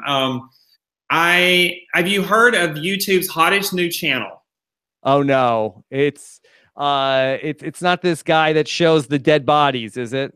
No. That's far too serious. It's Living Jody. Living Jody. Oh, so this is Jessica and Cody? Yes, you've heard of John, turn off the podcast at this point. So you've heard of Martha Stewart Living. Now we have Living Jody, and they have 3 videos up with 11,000 followers so far, including how to make meatloaf. Okay, so Living Jody. Mm-hmm. This is a day. Oh, good. I recognize this sound. This just sounds like when I podcast with Jessica. She's like banging dishes around. Jessica, so tell me about when you were in the house and you were the HOH. What was going on? Why did you put Ramsey on the block? Dinner prep. She'll be in the kitchen. She'll be digging some things around. Yeah. Do you want to hear? Would you rather hear Jessica how to make meatloaf or how to make a low-calorie, delicious banana bread? Patrons like bananas. Patrons like banana talk. The banana bread mix. Okay, hold on. Are you doing it now? Okay, so this is Jess and Cody's banana bread recipe. Okay. Oh, it's a magic bullet. I have that. Okay, so do they talk on this, or is this like stock footage? It's heavily edited. Now the third one they do talk. They talk about how they packed for the race, and that's actually a little bit too long. It's 16. Too long. Yeah. Yeah. So. Okay. What do people say on the Jess and Cody? Let's see. Is this where the casuals gather to plot against John? Because I'll block this channel right now. She's promoting it through her Instagram channel, which has a feed which has huge numbers. So I think that a lot of casuals will eventually make it to this YouTube channel. Yeah. So okay. I mean, seems like pretty positive in the comments. Love you guys. So I guess there's a lot of Jess and Cody fans. I don't really know. Like, I don't really know what you do as a Jess and Cody fan. You just watch them do stuff? Yeah, I mean, this puts it out because the problem was he had his meatloaf recipe on a few weeks ago, but it was his Instagram story, so it disappeared. So this lets you have, a historical record, an archive of very important things. Okay. I mean, like, I feel like I got to do a lot of work to make an actual show. I don't know what it just seems like I don't know what they're doing. Stay tuned. They're just launching for the show. The timing is impeccable. I'm very excited about the Amazing Race 30. Me too. So we'll see. We'll see how it goes. But yeah, Jess and Cody, boom. 11,000 subscribers. I don't know how many years ago I started a YouTube channel. I'm at 40,000 subscribers. So by next week, they'll be past me, and boom, off to the races. Wow. What does that say about the YouTube consent? Yeah, I don't. Living Jody, terrible name though. Yeah, it doesn't seem to fit, like the age demo, and yeah. I don't know what Living Jody is. Yeah, what does that mean? This seems like something that Cody would hate also, for the record. Yeah, I don't know. He seems really into it. I mean, he seems on board. He was talking more in the 16-minute packing video than he did in the whole season of Big Brother. Like, to me, the appeal of Cody was that he would not ever be caught dead doing something like this. Right. He should be in the corner and said, I'm just gonna I just need my underwear. This is dumb. Why do we have to pack? Yeah. What like I wouldn't pack for this. Why would I be on this? Why am I on this channel? Why am I in this video? Mm-hmm. Yeah. So all right, we'll see where it goes. We'll see. Like I like that's what I liked about Cody was that when he would no sell stuff. Yeah, exactly. Not put his banana bread recipe online. He has some great recipes from what I've seen. I mean, he's got the calorie count. I mean, it's so well, that's important. That's important. Yeah. So, all right, we'll see. We'll see what happens. See what happens on the Amazing Race. Okay. Scott, anything else going on? A couple more things. So, and you're probably going to cover this in a lot of detail, but why didn't I like Ben? Okay, not just me, but CBS really pushed us with the, and I mean, very sympathetic. The PTSD, yes, and military service, family man. I'm from a small town. You might hear it in my accent if I turn it up. Yeah, I mean, I know guys like Ben if I church it up. Yeah, that own a John Deere tractor, not just a tattoo of one, and I don't know why, but I just did not. I was rooting for others. I don't know. I wanted. I'm not sure. Who were you rooting for? I was going for Devin at the end. Devin. Yeah. I mean, then before that, I was going for Lauren. Yeah. Yeah. I don't know. I do think that there is something to what Amanda was saying where it was like so put out there that like, oh, you have to root for this guy. Look at his story. Look what he's been through. You have to root for don't worry about these other people. I feel that people do not like feeling like they have to do something. People like to have choices. And then when you force something on them, it makes them resist it more. Yeah. I mean, and they obviously knew the outcome. One of the things I loved about the coverage you had before was you said that if this was a live show, you would not have predicted Ben because there were so many things happening. You're like, there's no way this can continue. But of course, this isn't Big Brother. So with the edit, it was just like, I mean, and I don't follow the Edgic either, but it was just like, oh gosh, this guy's going to probably be the winner. Yeah. I wonder what it would look like if they sort of like edited Survivor like in real time. I know they couldn't, but I wonder if they attempted to sort of like storyboard it in real time in terms of like what the story would be that they were following and try to figure out if there was a way to sort of like map it. Like obviously there's some things that you would change in the finished product, but try to map it more closely to what the story you're following is in the real time.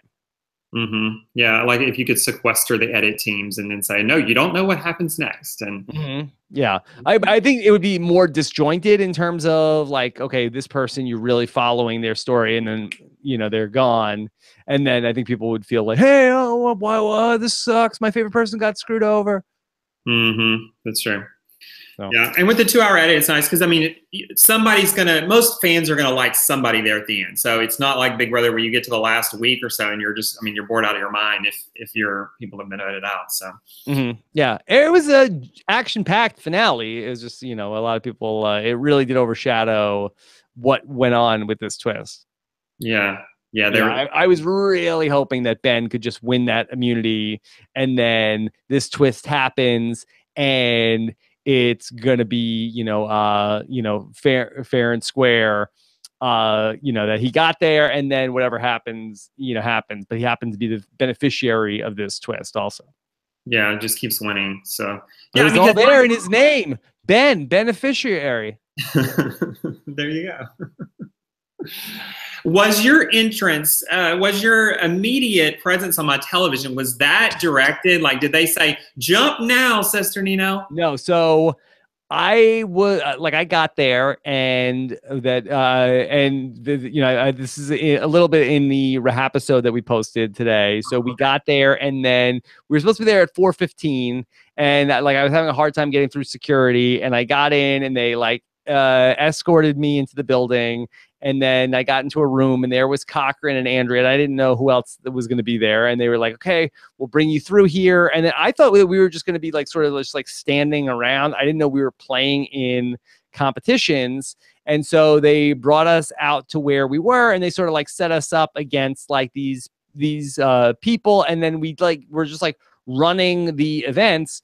And eventually I'm I'm getting tired. I'm let me know when we're when we're going, because I actually did beat that kid one of the rounds, but I didn't know when I was actually on. I really didn't know if we had started or at what point we were going to need to stop. I missed the basket terribly on the one shot that they put into the show. Dominic was very impressed. I showed it to him.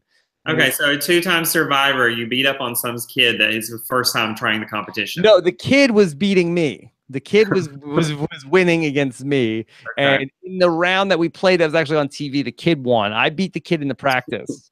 But Like the first time I actually jumped on that board, I like jumped on it, and the thing went like, they were like, oh, make sure it's supposed to be like John Kierhofer was like, make sure it's this part is like over here. I'm like, okay. But it was fun. I didn't embarrass myself, so that was good. I mean, Andrea really was. Andrea was like in like heels, like trying to play like one of the, like they really didn't tell us they just told us like, oh, you're gonna be out there like doing challenge stuff, but I did not have a lot of insight into what we were doing. Okay, well, we had the Wiggler shout out. Now we had this. So I mean, the reunion, like you guys were there. So yeah, and I did have a couple of run-ins with Jeff where that he was like before we were so started. He's like, hey, where's Sesternino? Where? I'm I'm over here. He's like, hey.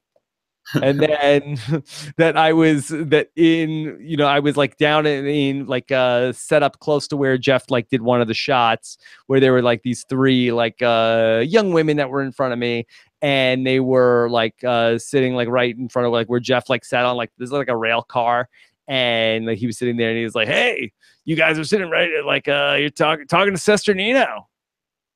So I'm like last name only. I'm like not even like first name at all. Okay, well, it's a lead group. So, yeah, I'm in an elite group. I think that Boston Rob, there's been no other Robs on Survivor. So it's just retired. And I've been lucky that there's been no Rob on Survivor since then. I think that would be annoying and confusing as a podcaster where we'd be talking about Rob this, Rob this. Like if there was like a new prominent Rob in Survivor, it would be annoying. Yeah, definitely.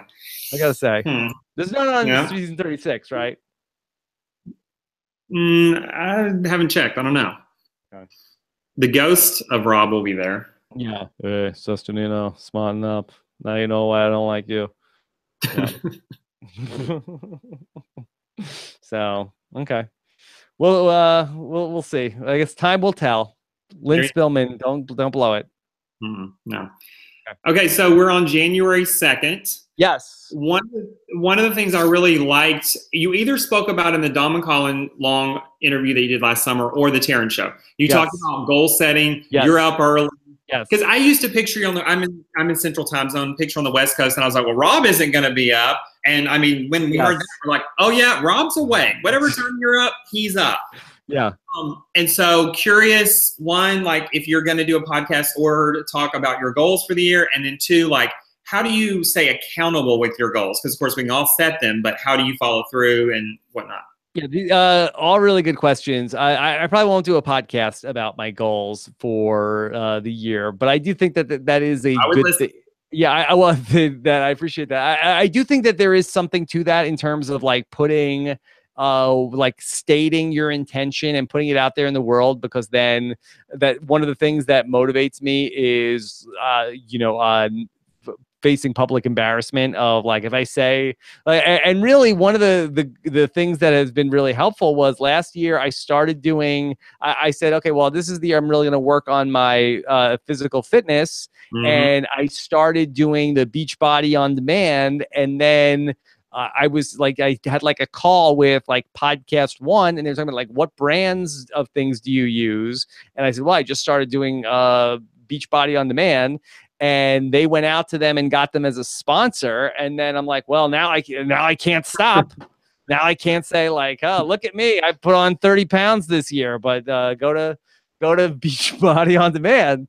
And so they kept that. So that was like a good motivator for me to sort of like keep up with it. Yeah. And so but I do enjoy that. It's pretty pain-free to go into that, but the biggest goal for me this year is just having more focus and trying to weed out the distraction. And I have not gotten to listen to as many audiobooks as I would have liked, and hopefully I'll get to do that this month. But that like one of the I'm listening to something which is called I don't think it's anything famous, but it is called Manage Your Day-to-Day, Build a Routine, build your routine, find your focus, and sharpen your creative mind. That's the name of the book that I'm listening to right now. And I'm really just trying to be more mindful and less distracted. That's really the number one goal. And I installed a new app on. You have that one? I have the subtle art of not giving a fuck. Yeah, I don't know. I don't know if I need that. Is that good? That one?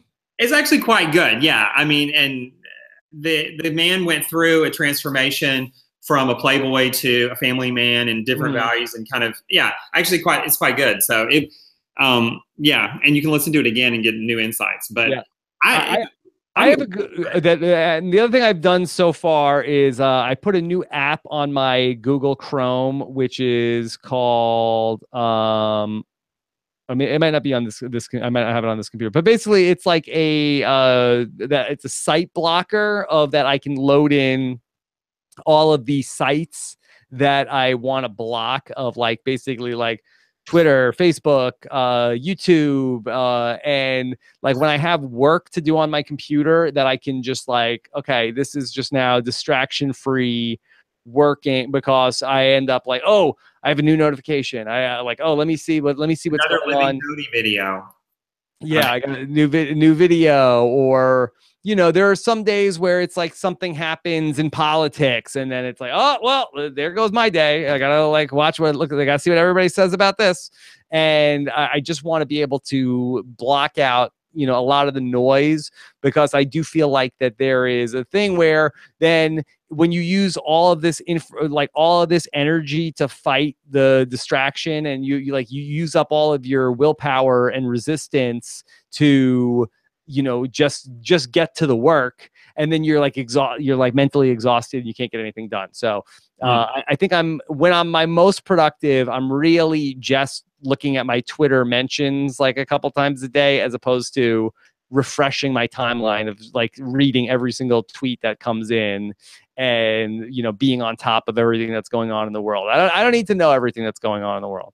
Yeah, you can, and you could just keep up with that all day and not give anything. Well, I can, but I can not get anything done, and I'm exhausted. So putting the goals out there publicly, focus. I mean, the public thing, definitely. I mean, that's the way for the accountability. So yeah, that's what and I have not been following it super closely this year, but I'm pretty sure they got it back going. There's a great RHAP patron diet bet that Megan Yost started last year, which was very productive. I'm not trying to lose weight. I know a lot of people are trying to do that at the start of the year. I'm trying to eat a specific amount of calories, but also like lift weights. So I'm trying to be regimented, but that's not my specific goal to lose weight. But that's good. There's a lot of accountability there. That's really what it comes down to. So for me, my goals are just trying to be mindful and less distracted. How will I keep myself well, I don't know. That I guess you guys can ask me about it from time to time if I'm keeping up with it. But hopefully, I will be. Just that it's just that there's when there's all these distractions, I just get overwhelmed and stressed out, and I'm just trying to, from an overall health perspective, trying to have less things that get me all spun out of control. Yeah, totally get it. So it's like I know I get into like, oh, I got a million things going on. I can't get back to anybody. I can't do this. I can't do that. But I'll spend 3 hours a day reading Twitter. So I just feel like if I can get all of like the wasted energy on garbage out of my life, I feel like I will have more than enough time to get my work done, and then spend quality time with my family. Okay. Yeah. Awesome. We'll see how it goes. It's January 2nd. There you go. Yeah, it's off to a good start. I'm looking forward to the Amazing Race premiere you and Jessica will be doing. And Mike Bloom too. Okay, great. Awesome. Yeah. I think it should be a lot of fun. Yeah, for sure. So and exit interviews with the Amazing Race also on Thursdays this season. Okay. Awesome. So we'll see. I'll get to ask. So tell me about Living Jody. Well, yeah, exactly. Maybe at some point. Yeah, so we'll see. Yeah. Here. Well, let me give you a sneak preview of what that is going to look like. Okay, so this is my interview with the exit interview with Justin Cody. Okay. Here, hold on. Okay. All right. We have Jessica on the line. Jessica. All right. Jessica from Justin Cody from on the Amazing Race. You guys were in Warsaw, Poland, and you had a chance to get the U-turn. You chose not to. Jess, why was that? Jessica, you can still hear me, right? We're in the middle.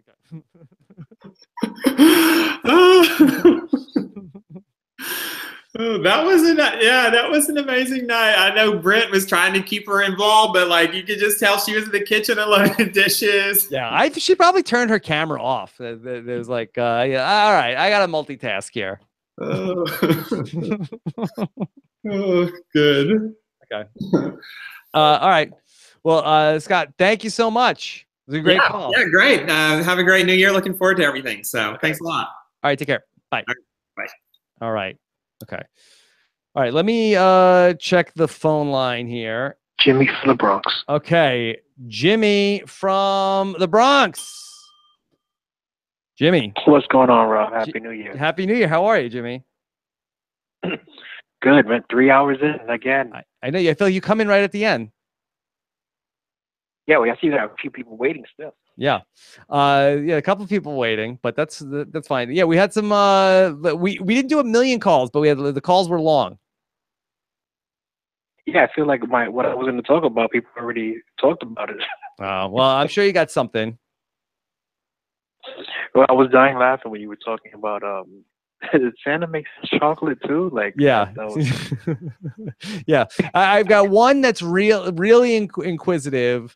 And then the other one is just like, he was taking a nap, and then we put the Christmas tree away. He's like, hey, Christmas tree's gone. He's like, what happened to him? Like, I don't know. It's just like he was fine with it. Dominic would ask a million questions. And he's at a good time, Rob, because once he gets older, he's gonna be like, oh, Dad, I need the iPad Pro, and I need extra, 4K. Yeah. Yeah, well, there's already a lot of fighting about iPads at my house.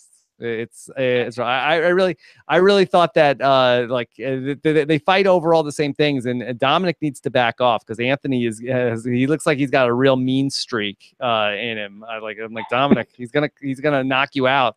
like just give him what he wants. You're gonna push him one. You're pushing him too far. Like that they were fighting over a toy this morning, and Dominic was like, "Oh, but hey, I had it first." And he's like, "I had it first." And then he just stood quiet and was just like, "Okay." Like, Dominic, just give him what he wants. He's crazy. Nicole did say that she is living with terrorists. Yeah. So what's going on, Jimmy? Not much, Rob. So, I think you guys hit it, right on the head with, the Ben win. Yeah. I think that we were not allowed to dislike him because of his story, which leads me to my hot take. Yes.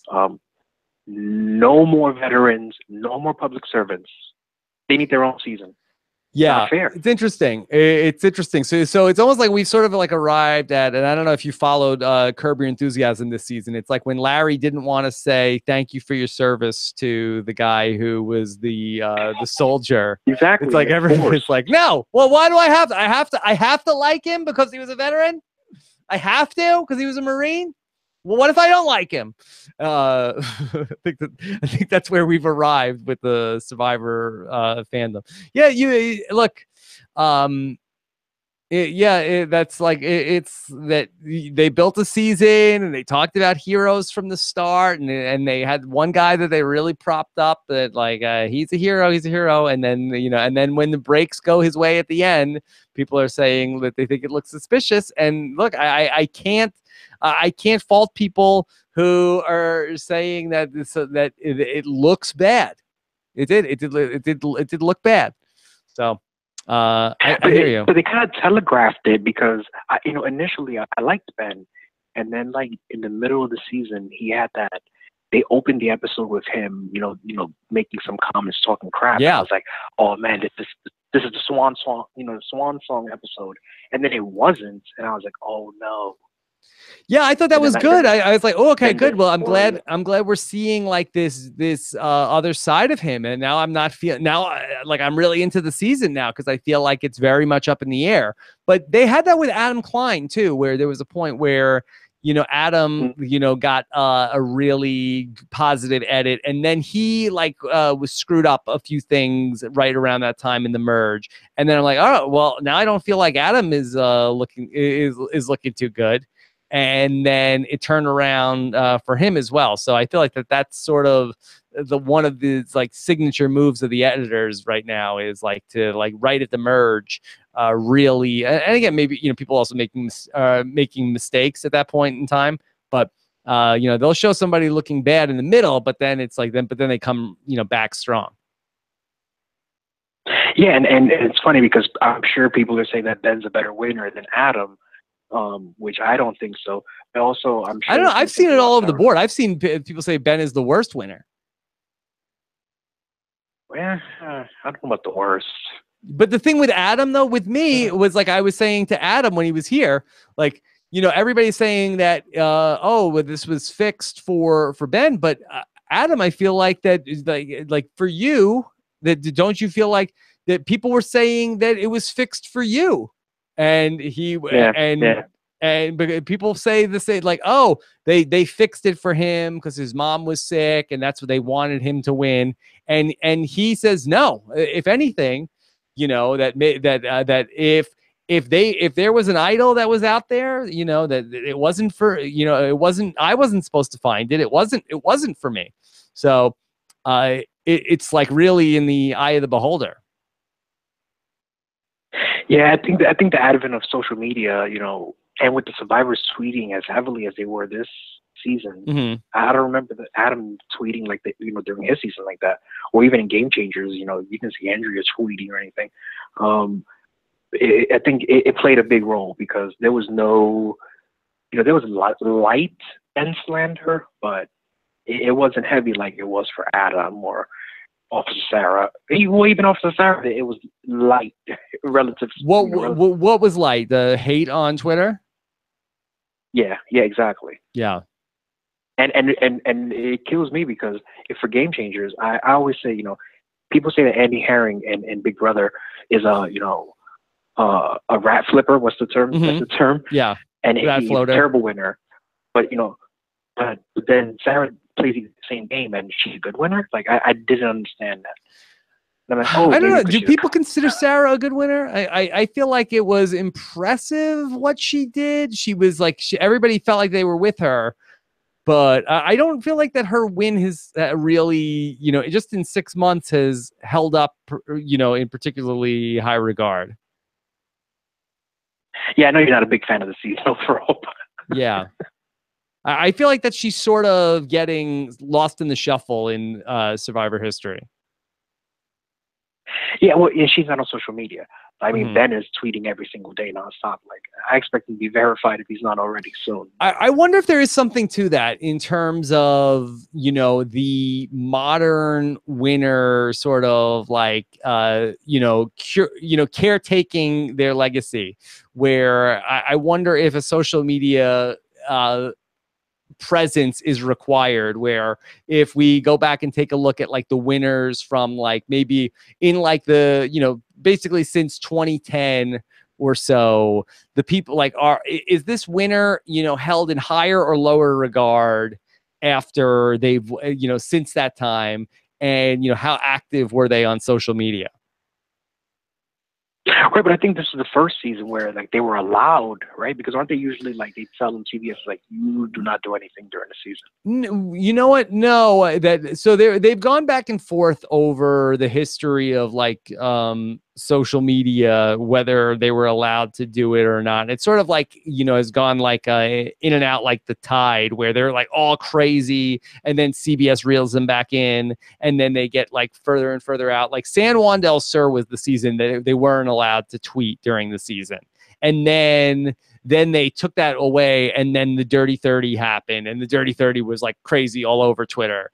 And then and then the second chancers, I feel like were not super, like, I feel like they didn't tweet a lot about the show. Like, they were allowed to tweet like, hey, watch Survivor, but I thought that they did not like give like too much running commentary about the season. And then Co-Wrong, I don't really. That's the only thing with Co-Wrong was like Kyle Jason like was posting, and Scott Pollard were posting a lot of stuff during the season. And then Millennials versus Gen X, I think that they were, not posting a lot during the season. So it goes back and forth. Yeah, it's just, I mean, I just think that if I was, I'm just a regular guy. If I was, cast on the show, or made it to the show, and there's some guy and he's a veteran, or some police sergeant or something, I'm like, oh, that game over. Yeah, well, I do think that here's what I would say: that if somebody is a future Survivor player, and you have a person out there that you say, oh, I could totally see this story of the season going that way. And if you think there's a chance that you could see the season going that way, get rid of that guy. They should have. Just get him. And I blame Dr. Mike, who I love, but Dr. Mike from the preseason said the winner of this season is going to be Ben. That guy, he is going to win. He's going to win. That I want to give him the money, but I don't. I want the money, but I want to give it to him, and that they should have thrown a challenge and voted him out when they had the chance. And for Devin and Lauren and Ashley, they should have voted Ben out when they had the chance at the final 8. Because if you have to spot these threats early enough in the game that before it can come back to bite you. Yeah, it's funny how like it's like the opposite of Big Brother, where people were going for meat shields, but meat shields don't work in Survivor. Yeah. Look, I think that's a thing. If you think that somebody is a big enough threat that that people would want him to win, then you gotta like vote him out. It's like, and even not even like from the producers, where it's like, oh boy, if this guy gets to the end, everybody's gonna vote for them. Then vote them out early. Coulda, woulda, shoulda. Yeah. Yeah. Now, how you doing? Are you excited for season 36, or are you bummed out from season 35? No, this was. I honestly, I thought this was a much better season than the previous one, and I was into it way more than. Mm-hmm. And I was, with your breaking up of the scheduling of the podcast, I was able to consume more than usual, and it was a much better season. Yeah. Well, I bet. I heard it both ways. I heard people like, oh, well, now I can't. I don't listen to more because it comes out later in the week.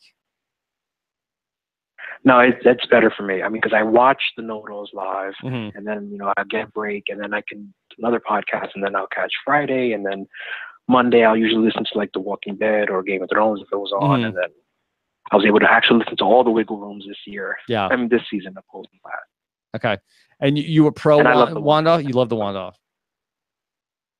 Yeah. Yeah. Good. I'm glad, happy that it worked out. Are you going to follow The Amazing Race? Yeah. I remember when they launched, we were going to go down. Oh yeah. To see them leave from New York, but we had my daughter. It was like it wasn't going to work out. And from what we saw, it wasn't very kid friendly to be down there. Okay.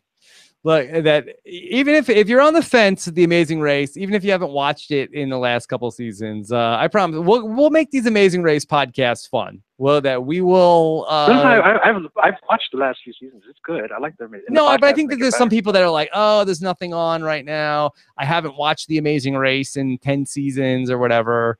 But look, give us a shot on this one.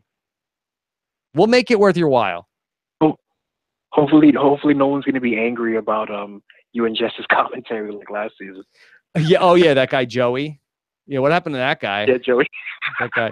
Yeah, he's like he started off, and it came close to that I was going to play a clip from the second episode of The Amazing Race where it was me and Jess talking about the guy Shamar, who injured his balls in the. Do you remember they had the challenge where he had to they had to clean the windows, and they had a harness, and then he was like going crazy because he said that his testicles were being injured, and he had to get like medical attention. My balls hurt. Yeah, yeah, my balls hurt. And he was very upset about the whole thing. And then there was a point where like they got to the mat, and like Phil was like, "So I heard you guys had some trouble out there," and he was just like, "Yeah, I got my testicles got hurt," and Phil's like, "Well, that will happen, you know." And it was just very funny. I'm trying to see if I have. I don't know if I have that on the soundboard. I think I have a bunch of old Amazing Race clips, but I don't think I have anything from Amazing Race. Like 1,000 times that Steve, I remember. Oh wait, oh yeah, this was. Yeah, but at least try. What the hell? Like seriously, it's annoying. My balls hurt. What do you want me to do? I think his junk is hurting him right now. And that guy Joey was that's where he started. He's like, "Hey, Shamar's my friend, and you are like you don't know how serious it was out there." It's like, I don't know. They didn't medevac him. They didn't seem that nobody was acting like it was that serious. They were playing wacky music. Yeah. So it almost made the cut.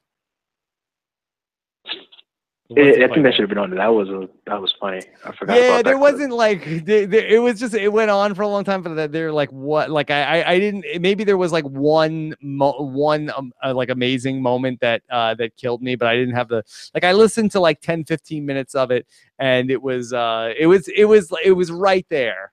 But I didn't have one thing that was just like I was like couldn't breathe. But no, between that one and then you did put the Hunted one, which I still laugh to this day. Hunted was great. Yeah, the Hunted was great. A lot of people wanted the Mary Scott Valentine clip, but I had two clips in a row that were in the RHAP 2000 between the Amazing Race and then Mary Scott Valentine. So I ended up not the Amazing Race, the Celebrity Apprentice. So I ended up using a different Hunted clip. And there's probably like 2 or 3 other ones from Hunted that we could have done. But it's not coming back. They were looking for people to hunt. I know. I think it was on the fence, but I don't know if the Amazing Race renewal took its spot. But I'm sure something will get canceled and they'll throw it in there. Yeah, I love that Celebrity Apprentice clip with the tape into shape. The Ricky Williams, he put all the tape on the shirt. You couldn't open it. So that was a lot of fun. Yeah, I'm glad Mike Bloom's going to be on the Amazing Race. Yeah, that he kills me. All right, Jimmy. I was listening to the cast. Okay, yeah, I have to listen to it tomorrow. I am woefully unprepared for the Amazing Race 30. I'll listen to that tomorrow. Yeah, your team has already been created. Who do I have? You'll see. Okay. I don't want to spoil it for you. They're not doing that. It's like they're not matching people up on blind dates again, right? No. Okay. No. All right. So, all right, we'll see. All right. Well, Jimmy, thank you so much. Okay, buddy. Thanks, Rob. Have a good one. All right. Take care. Bye. Okay. All right. This is, I believe, Isaac.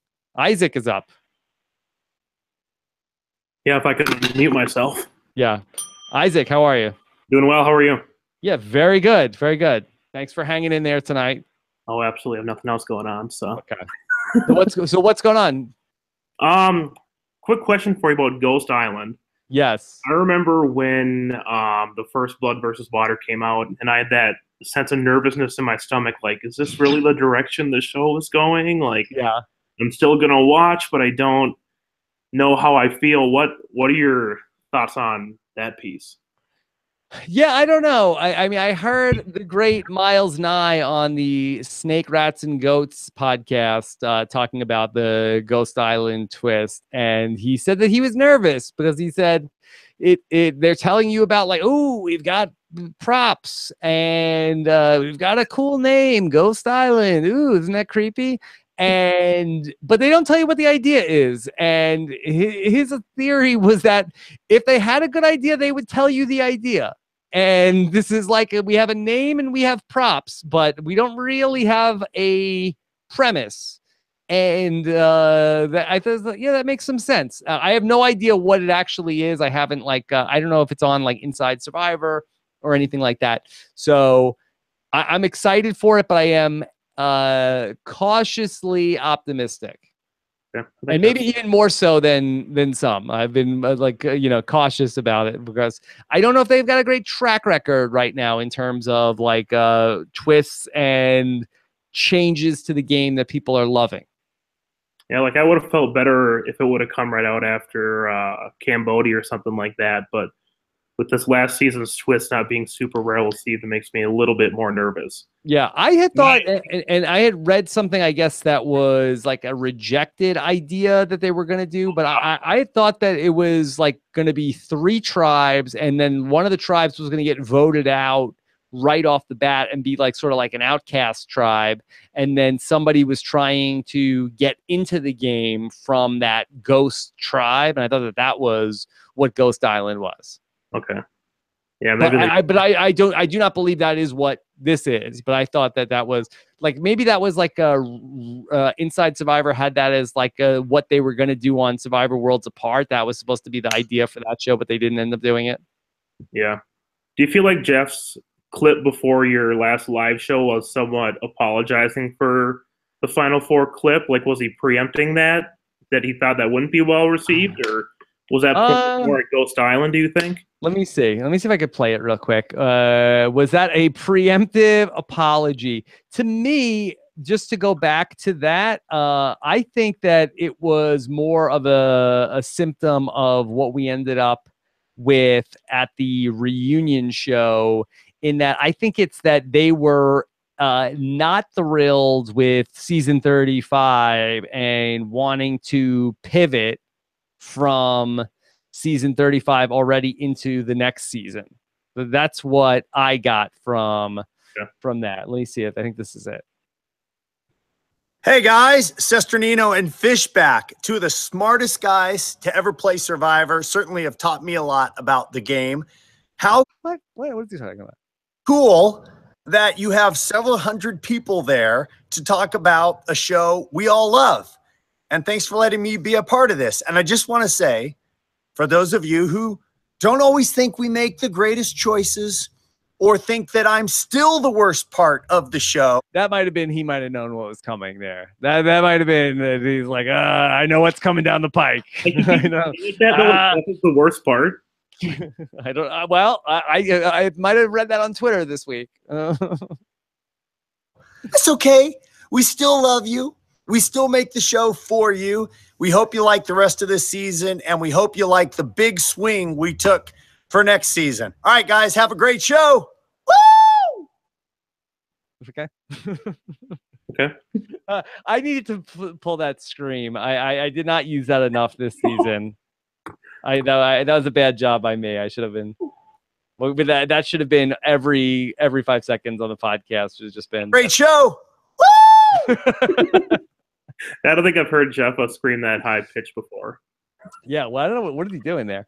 Let me just hear that one more time. That ending part. This is like the rest of this season, and we hope you like the big swing we took for next season. All right, guys, have a great show.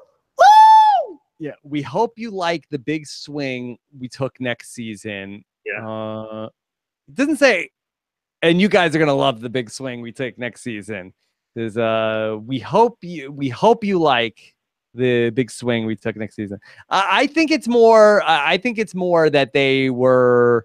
They're more excited about this season. That's like.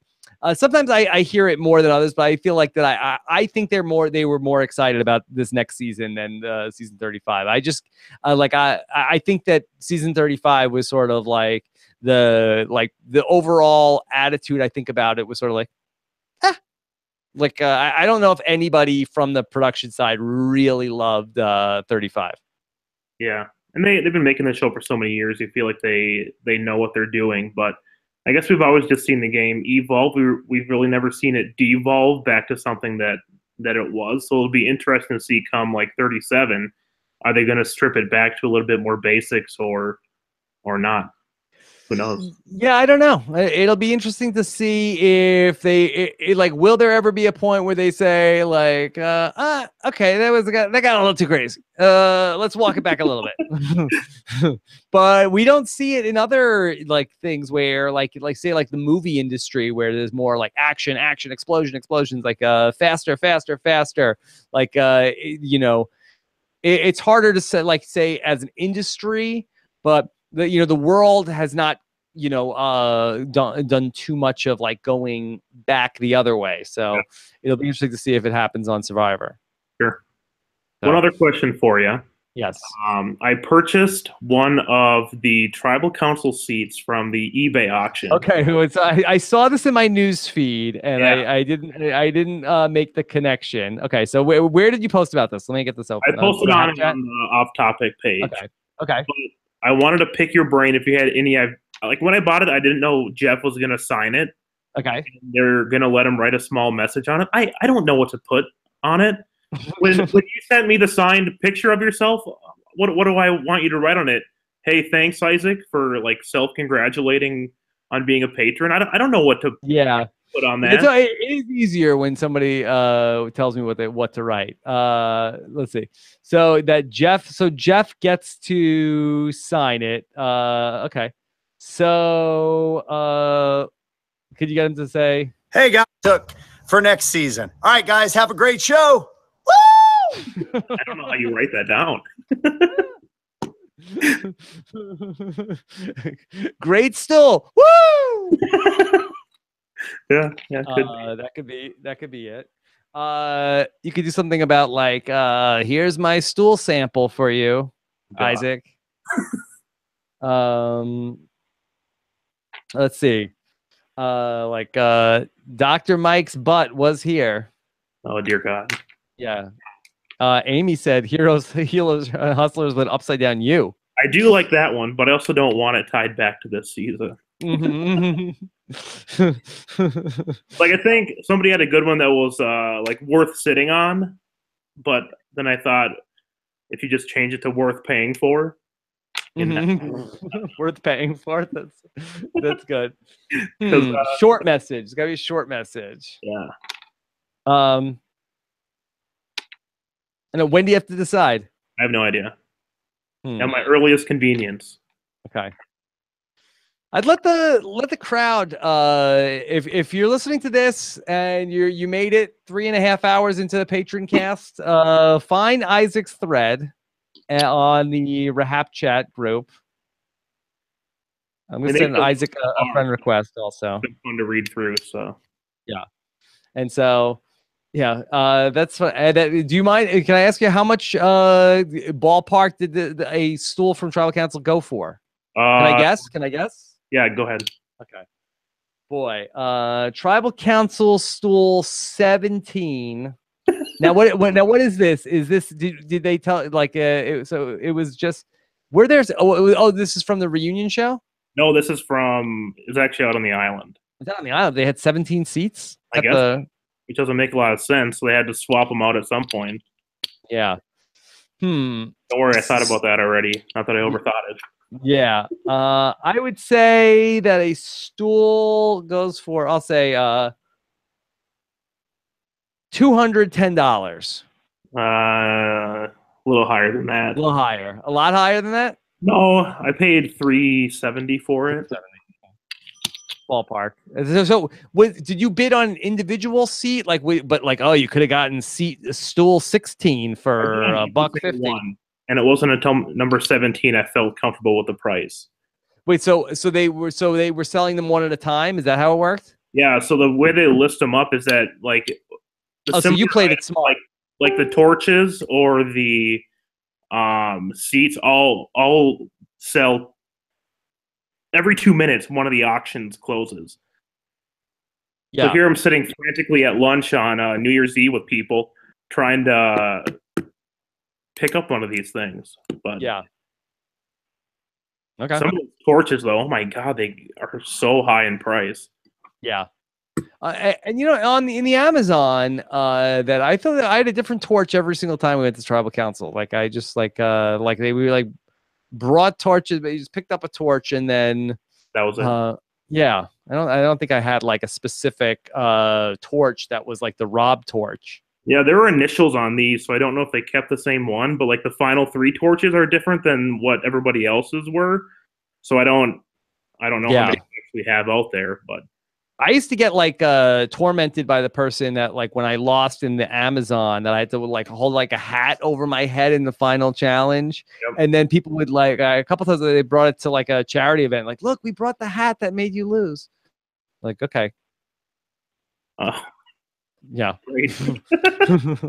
So what that yeah, I feel like that I don't know what are you gonna do with these props. Like I feel like I don't even know what to do with my Survivor stuff.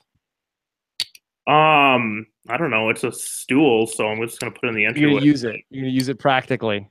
I think so. Well, unless Jeff writes, I don't know where he's gonna write on that thing. I don't even know where he's writing on the thing. Well, you gotta tell him. Yeah, I know. Okay. All right, Isaac. Well, thank you for the call. I hope that we figure out something good for your stool. Yeah, it should be good. Oh God, that sounded bad. Yeah.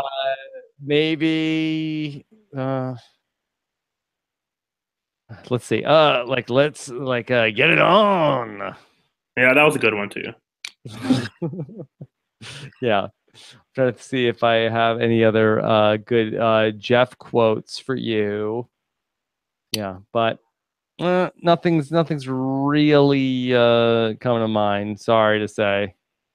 Yeah, somebody said that's your seat over there. That was a pretty good one. Yeah, that was a Tyson. That's if Tyson signs it. Yeah, Dan saying that he said that. Yeah. Okay. All right. Well, hold on. Let's bring Dan on here. Also, maybe he has a suggestion for the stool. Dan, hold on. Gonna unmute. Good. Okay. Hey, Dan. Yes. Yeah, that was my suggestion. Yes, that's your seat over there. I couldn't figure out the right wording. What I've settled on for now is, so it's in like double quotations. That's your seat. Wait, what was it? That's your seat over there. One of those, and then Tyson hyphen Tyson hyphen Jeff. Jeff quoting Tyson. Yeah. Yeah. No, I didn't laugh at that one. That was pretty good. Yeah. Okay. Well, Dan, what's your question? Well, in the preview for Ghost Island, there was that like wheel, and the wheel had like a spinner on it. I don't know if anyone caught that. Yeah, I did not. So what do you think? You spin the wheel and then you open up a box, and in the box is like some old Survivor artifact? I don't know if it's that or if like that determines if you reverse the curse or not. I like yours better because what I thought it would be like really bad. I would hate that. Well, what do you mean? What am I proposing? No, like, which cursed item you get. Yeah. What I was proposing is like you get a cursed item, like you find it somewhere, and then how do you reverse it or not? You spin the wheel. That would be awful. Well, what does it do when you spin the wheel? Like no whammies, no whammies, no whammies, big bucks, big bucks. Okay. Oh, I got another curse. Basically, now this item doesn't work. But that would be awful. I don't really see how it could be that, but that's the first thing that came to mind. Yeah, so I hope it's like the Raiders of the Lost Ark, where it's just like some like the big like Survivor warehouse with like crates of stuff like that. And maybe like there's numbered crates, and then you spin the wheel. And it's like, I got 7. Okay, let me go open up, like get the crowbar, like it's Stephen Fishback's advantage. I don't know how people are even gonna like get any of these other than winning them in a reward, like in a bag of chips or something. Because if you just like find these in the middle of nowhere, are you gonna be like? I think they're on Ghost Island. But like, I know, but like, if you're, no one's gonna be like happy to find a cursed item unless like they can be powerful somehow. Yeah, I don't think they're cursed. I think that they were cursed and now they're not cursed. But they might potentially be cursed somehow. Dan, there's no such thing as curses. That you get Andrea's immunity idol. Just because Andrea got voted out with it doesn't mean that you get voted out with it. Although that they will sell that so hard. If you get Andrea's immunity idol and then you get voted out with it, like it's the curse to hit an immunity idol. But I thought that was gonna be like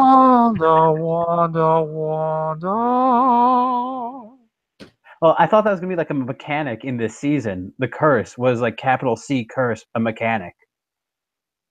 What? The curse is a guy? No, he's not a guy. He's not like No, it's not his job. It's like, oh, there are twists, capital T twists, there are capital C challenges, and there are capital C curses. Man, I have no idea what you're talking about right now. I thought that's how it was going to work. Maybe I'm pulling this out of nowhere, but yeah. We'll see. We'll see how it goes. I think it's gonna be really funny when like some of these recruits are like it says here that I got Stefan Fish batches like will these recruits like even know who like I got Eric Reichenbach Eric Reichenbach was one of the greats in this game. I am so honored to receive the necklace. Apparently, I got this thing that some guy got, like he gave it to somebody, but now I have it. No, they're gonna play it up like they know what they're talking about. Yeah, but it'll be fun. It'll be obvious. It'll be fun when they are factually correct. Yes. So, all right. I don't think they're excited. They might be excited about the twist of the season, the theme. They're not excited about the cast. Why? Because they didn't show anybody? Yeah.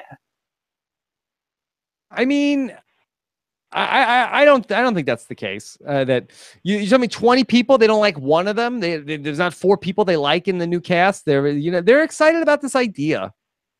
I mean, they were excited about like most of the people they showed for Heroes, Healers, Hustlers. Yeah. I don't believe that out of a cast of, is there 18 or 20 people in this season? I think 20. 20. You tell me there's not 5 people that they're excited about? Maybe they're like excited about them compared to the other people. What's excited about? Like they showed Desi in the preview for last. Were they excited about? Oh, we got Desi this season. Yeah, I guess they didn't even show her. They showed Ashley too, but I mean, like they were excited about most of the people.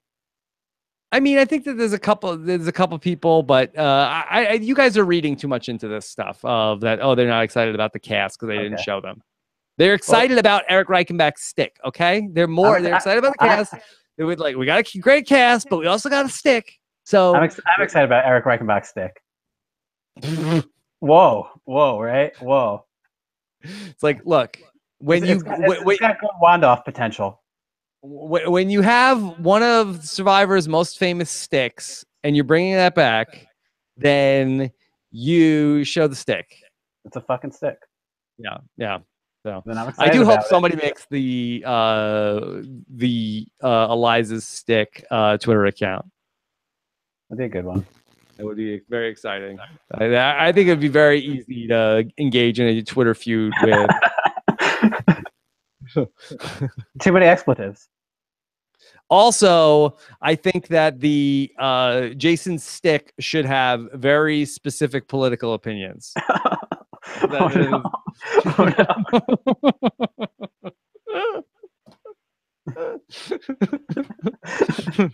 think that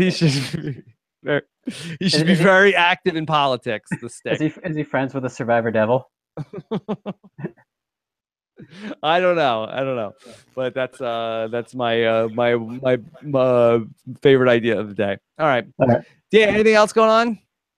I had an idea, but it's not fully formed. Hit me. We're over 3.5 hours into a Patroncast. There's no bad ideas right now. Okay, so there was no Blockos or like Officer Sarah sitcom this season. So I have an idea for one. Yeah. It's called as in RE:, and it's the story of one man's quest to get a reply email from Rob Cesternino. Mm-hmm. So it centers obviously around Ryan Ulrich. Okay. Each episode is like another zany scheme to get an email back from Rob. Mm-hmm. So it's in my pants. So in this world, obviously you're still you, Steven's still Steven. Most people have led the same lives they've led, but all the heroes, healers, hustlers, they've never been on Survivor. Okay. And like their relationships to each other are a little different. Okay. So Chrissy's his mom. I think Dr. Mike is the dad. But Ryan like lives in like an apartment somewhere else in the city. Okay. And he's friends with like Devin. Devin's like his cooler friend. And then like Allie was his friend at some point. but like they're not really friends anymore. And like he goes to like them for like advice on like how to get like you to respond, and just different zany schemes. But why don't I respond? That he sends me like multiple emails. Because they're too long. That's why I don't respond. You're very busy, and something just like goes wrong. Like the plan is too complicated. Yeah, you know what, I will say that the things like if you were trying to do an autopsy of why I didn't respond to an email, like that it was really, really long is like the number one answer on the board, because then it's like, I am, not to pat myself on the back, I'm pretty good at responding to tweets. If you have something to say to me and it's in 140 characters or 280 characters even, like there's a really good chance I'm going to get back to you, especially if it's in the form of a question. But if you write me an email that's like 5,000 words, that the chances of, it's just like I have such like writer's block, procrastination. I don't want to pull a Cochran here, but it's like, oh boy, I need like 20 minutes to write back to all of this, because I got to make sure I read this, and then you like each paragraph is like a different subject usually in these emails. It's like, oh boy, there's a lot of work to write back. And the pilot, he sends JP to go fix his computer. Yeah.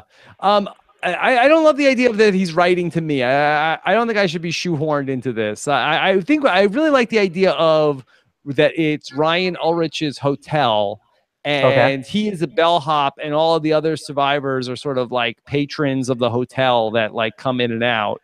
And I think that you could create a lot of different wacky situations in the hotel. I feel like that Devin could be another bellhop. He's sort of like the cool guy. Maybe he has like a better job in the hotel, where that he's like sort of like the valet guy or something like that. Like he's got a he drives like job. the car. Yeah. Valet parking.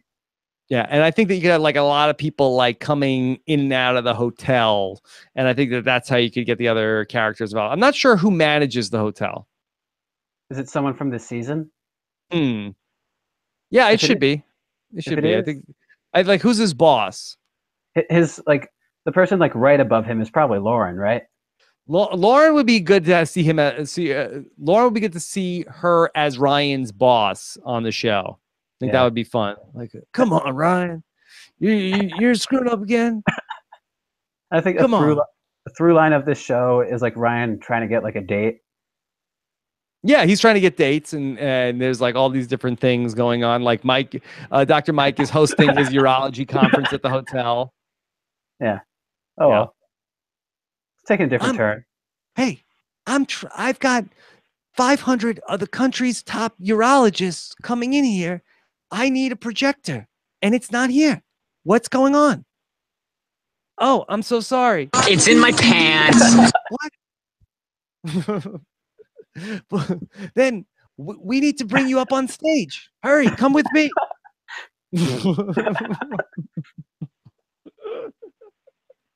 He could do Dr. Mike could do a screening right there. Yeah, so I feel like there's something there. Like, all right. I'm no cop. It's a lot. Yeah. Okay. All right, Dan. Well, thank you for the inspiration. I tried. All right. Thanks for getting me here. Chrissy said, I've heard better ideas. She's a tough critic. I didn't think it was that good. Yeah.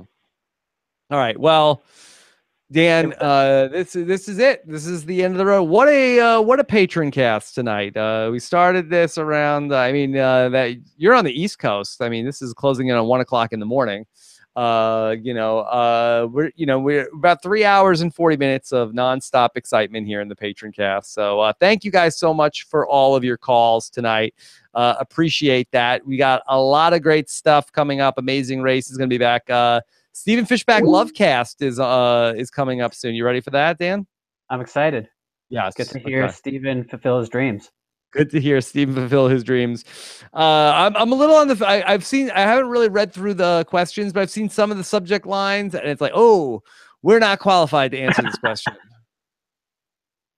Do you have enough that you can cover for a podcast? I hope so. Yeah, they're like, oh, nope. I can't answer that one. So maybe Stephen will have some be more inspired. Maybe Stephen's more courageous Maybe he thinks you can handle it. Maybe I got to talk to him about scheduling. Okay. All right. Thanks so much, everybody. If you haven't checked out that RHAP episode we posted about the Survivor finale, I definitely recommend it. Lots of fun. Dr. Mike is out of control in that video as well. Take care, everybody. Have a good one. Bye. Night.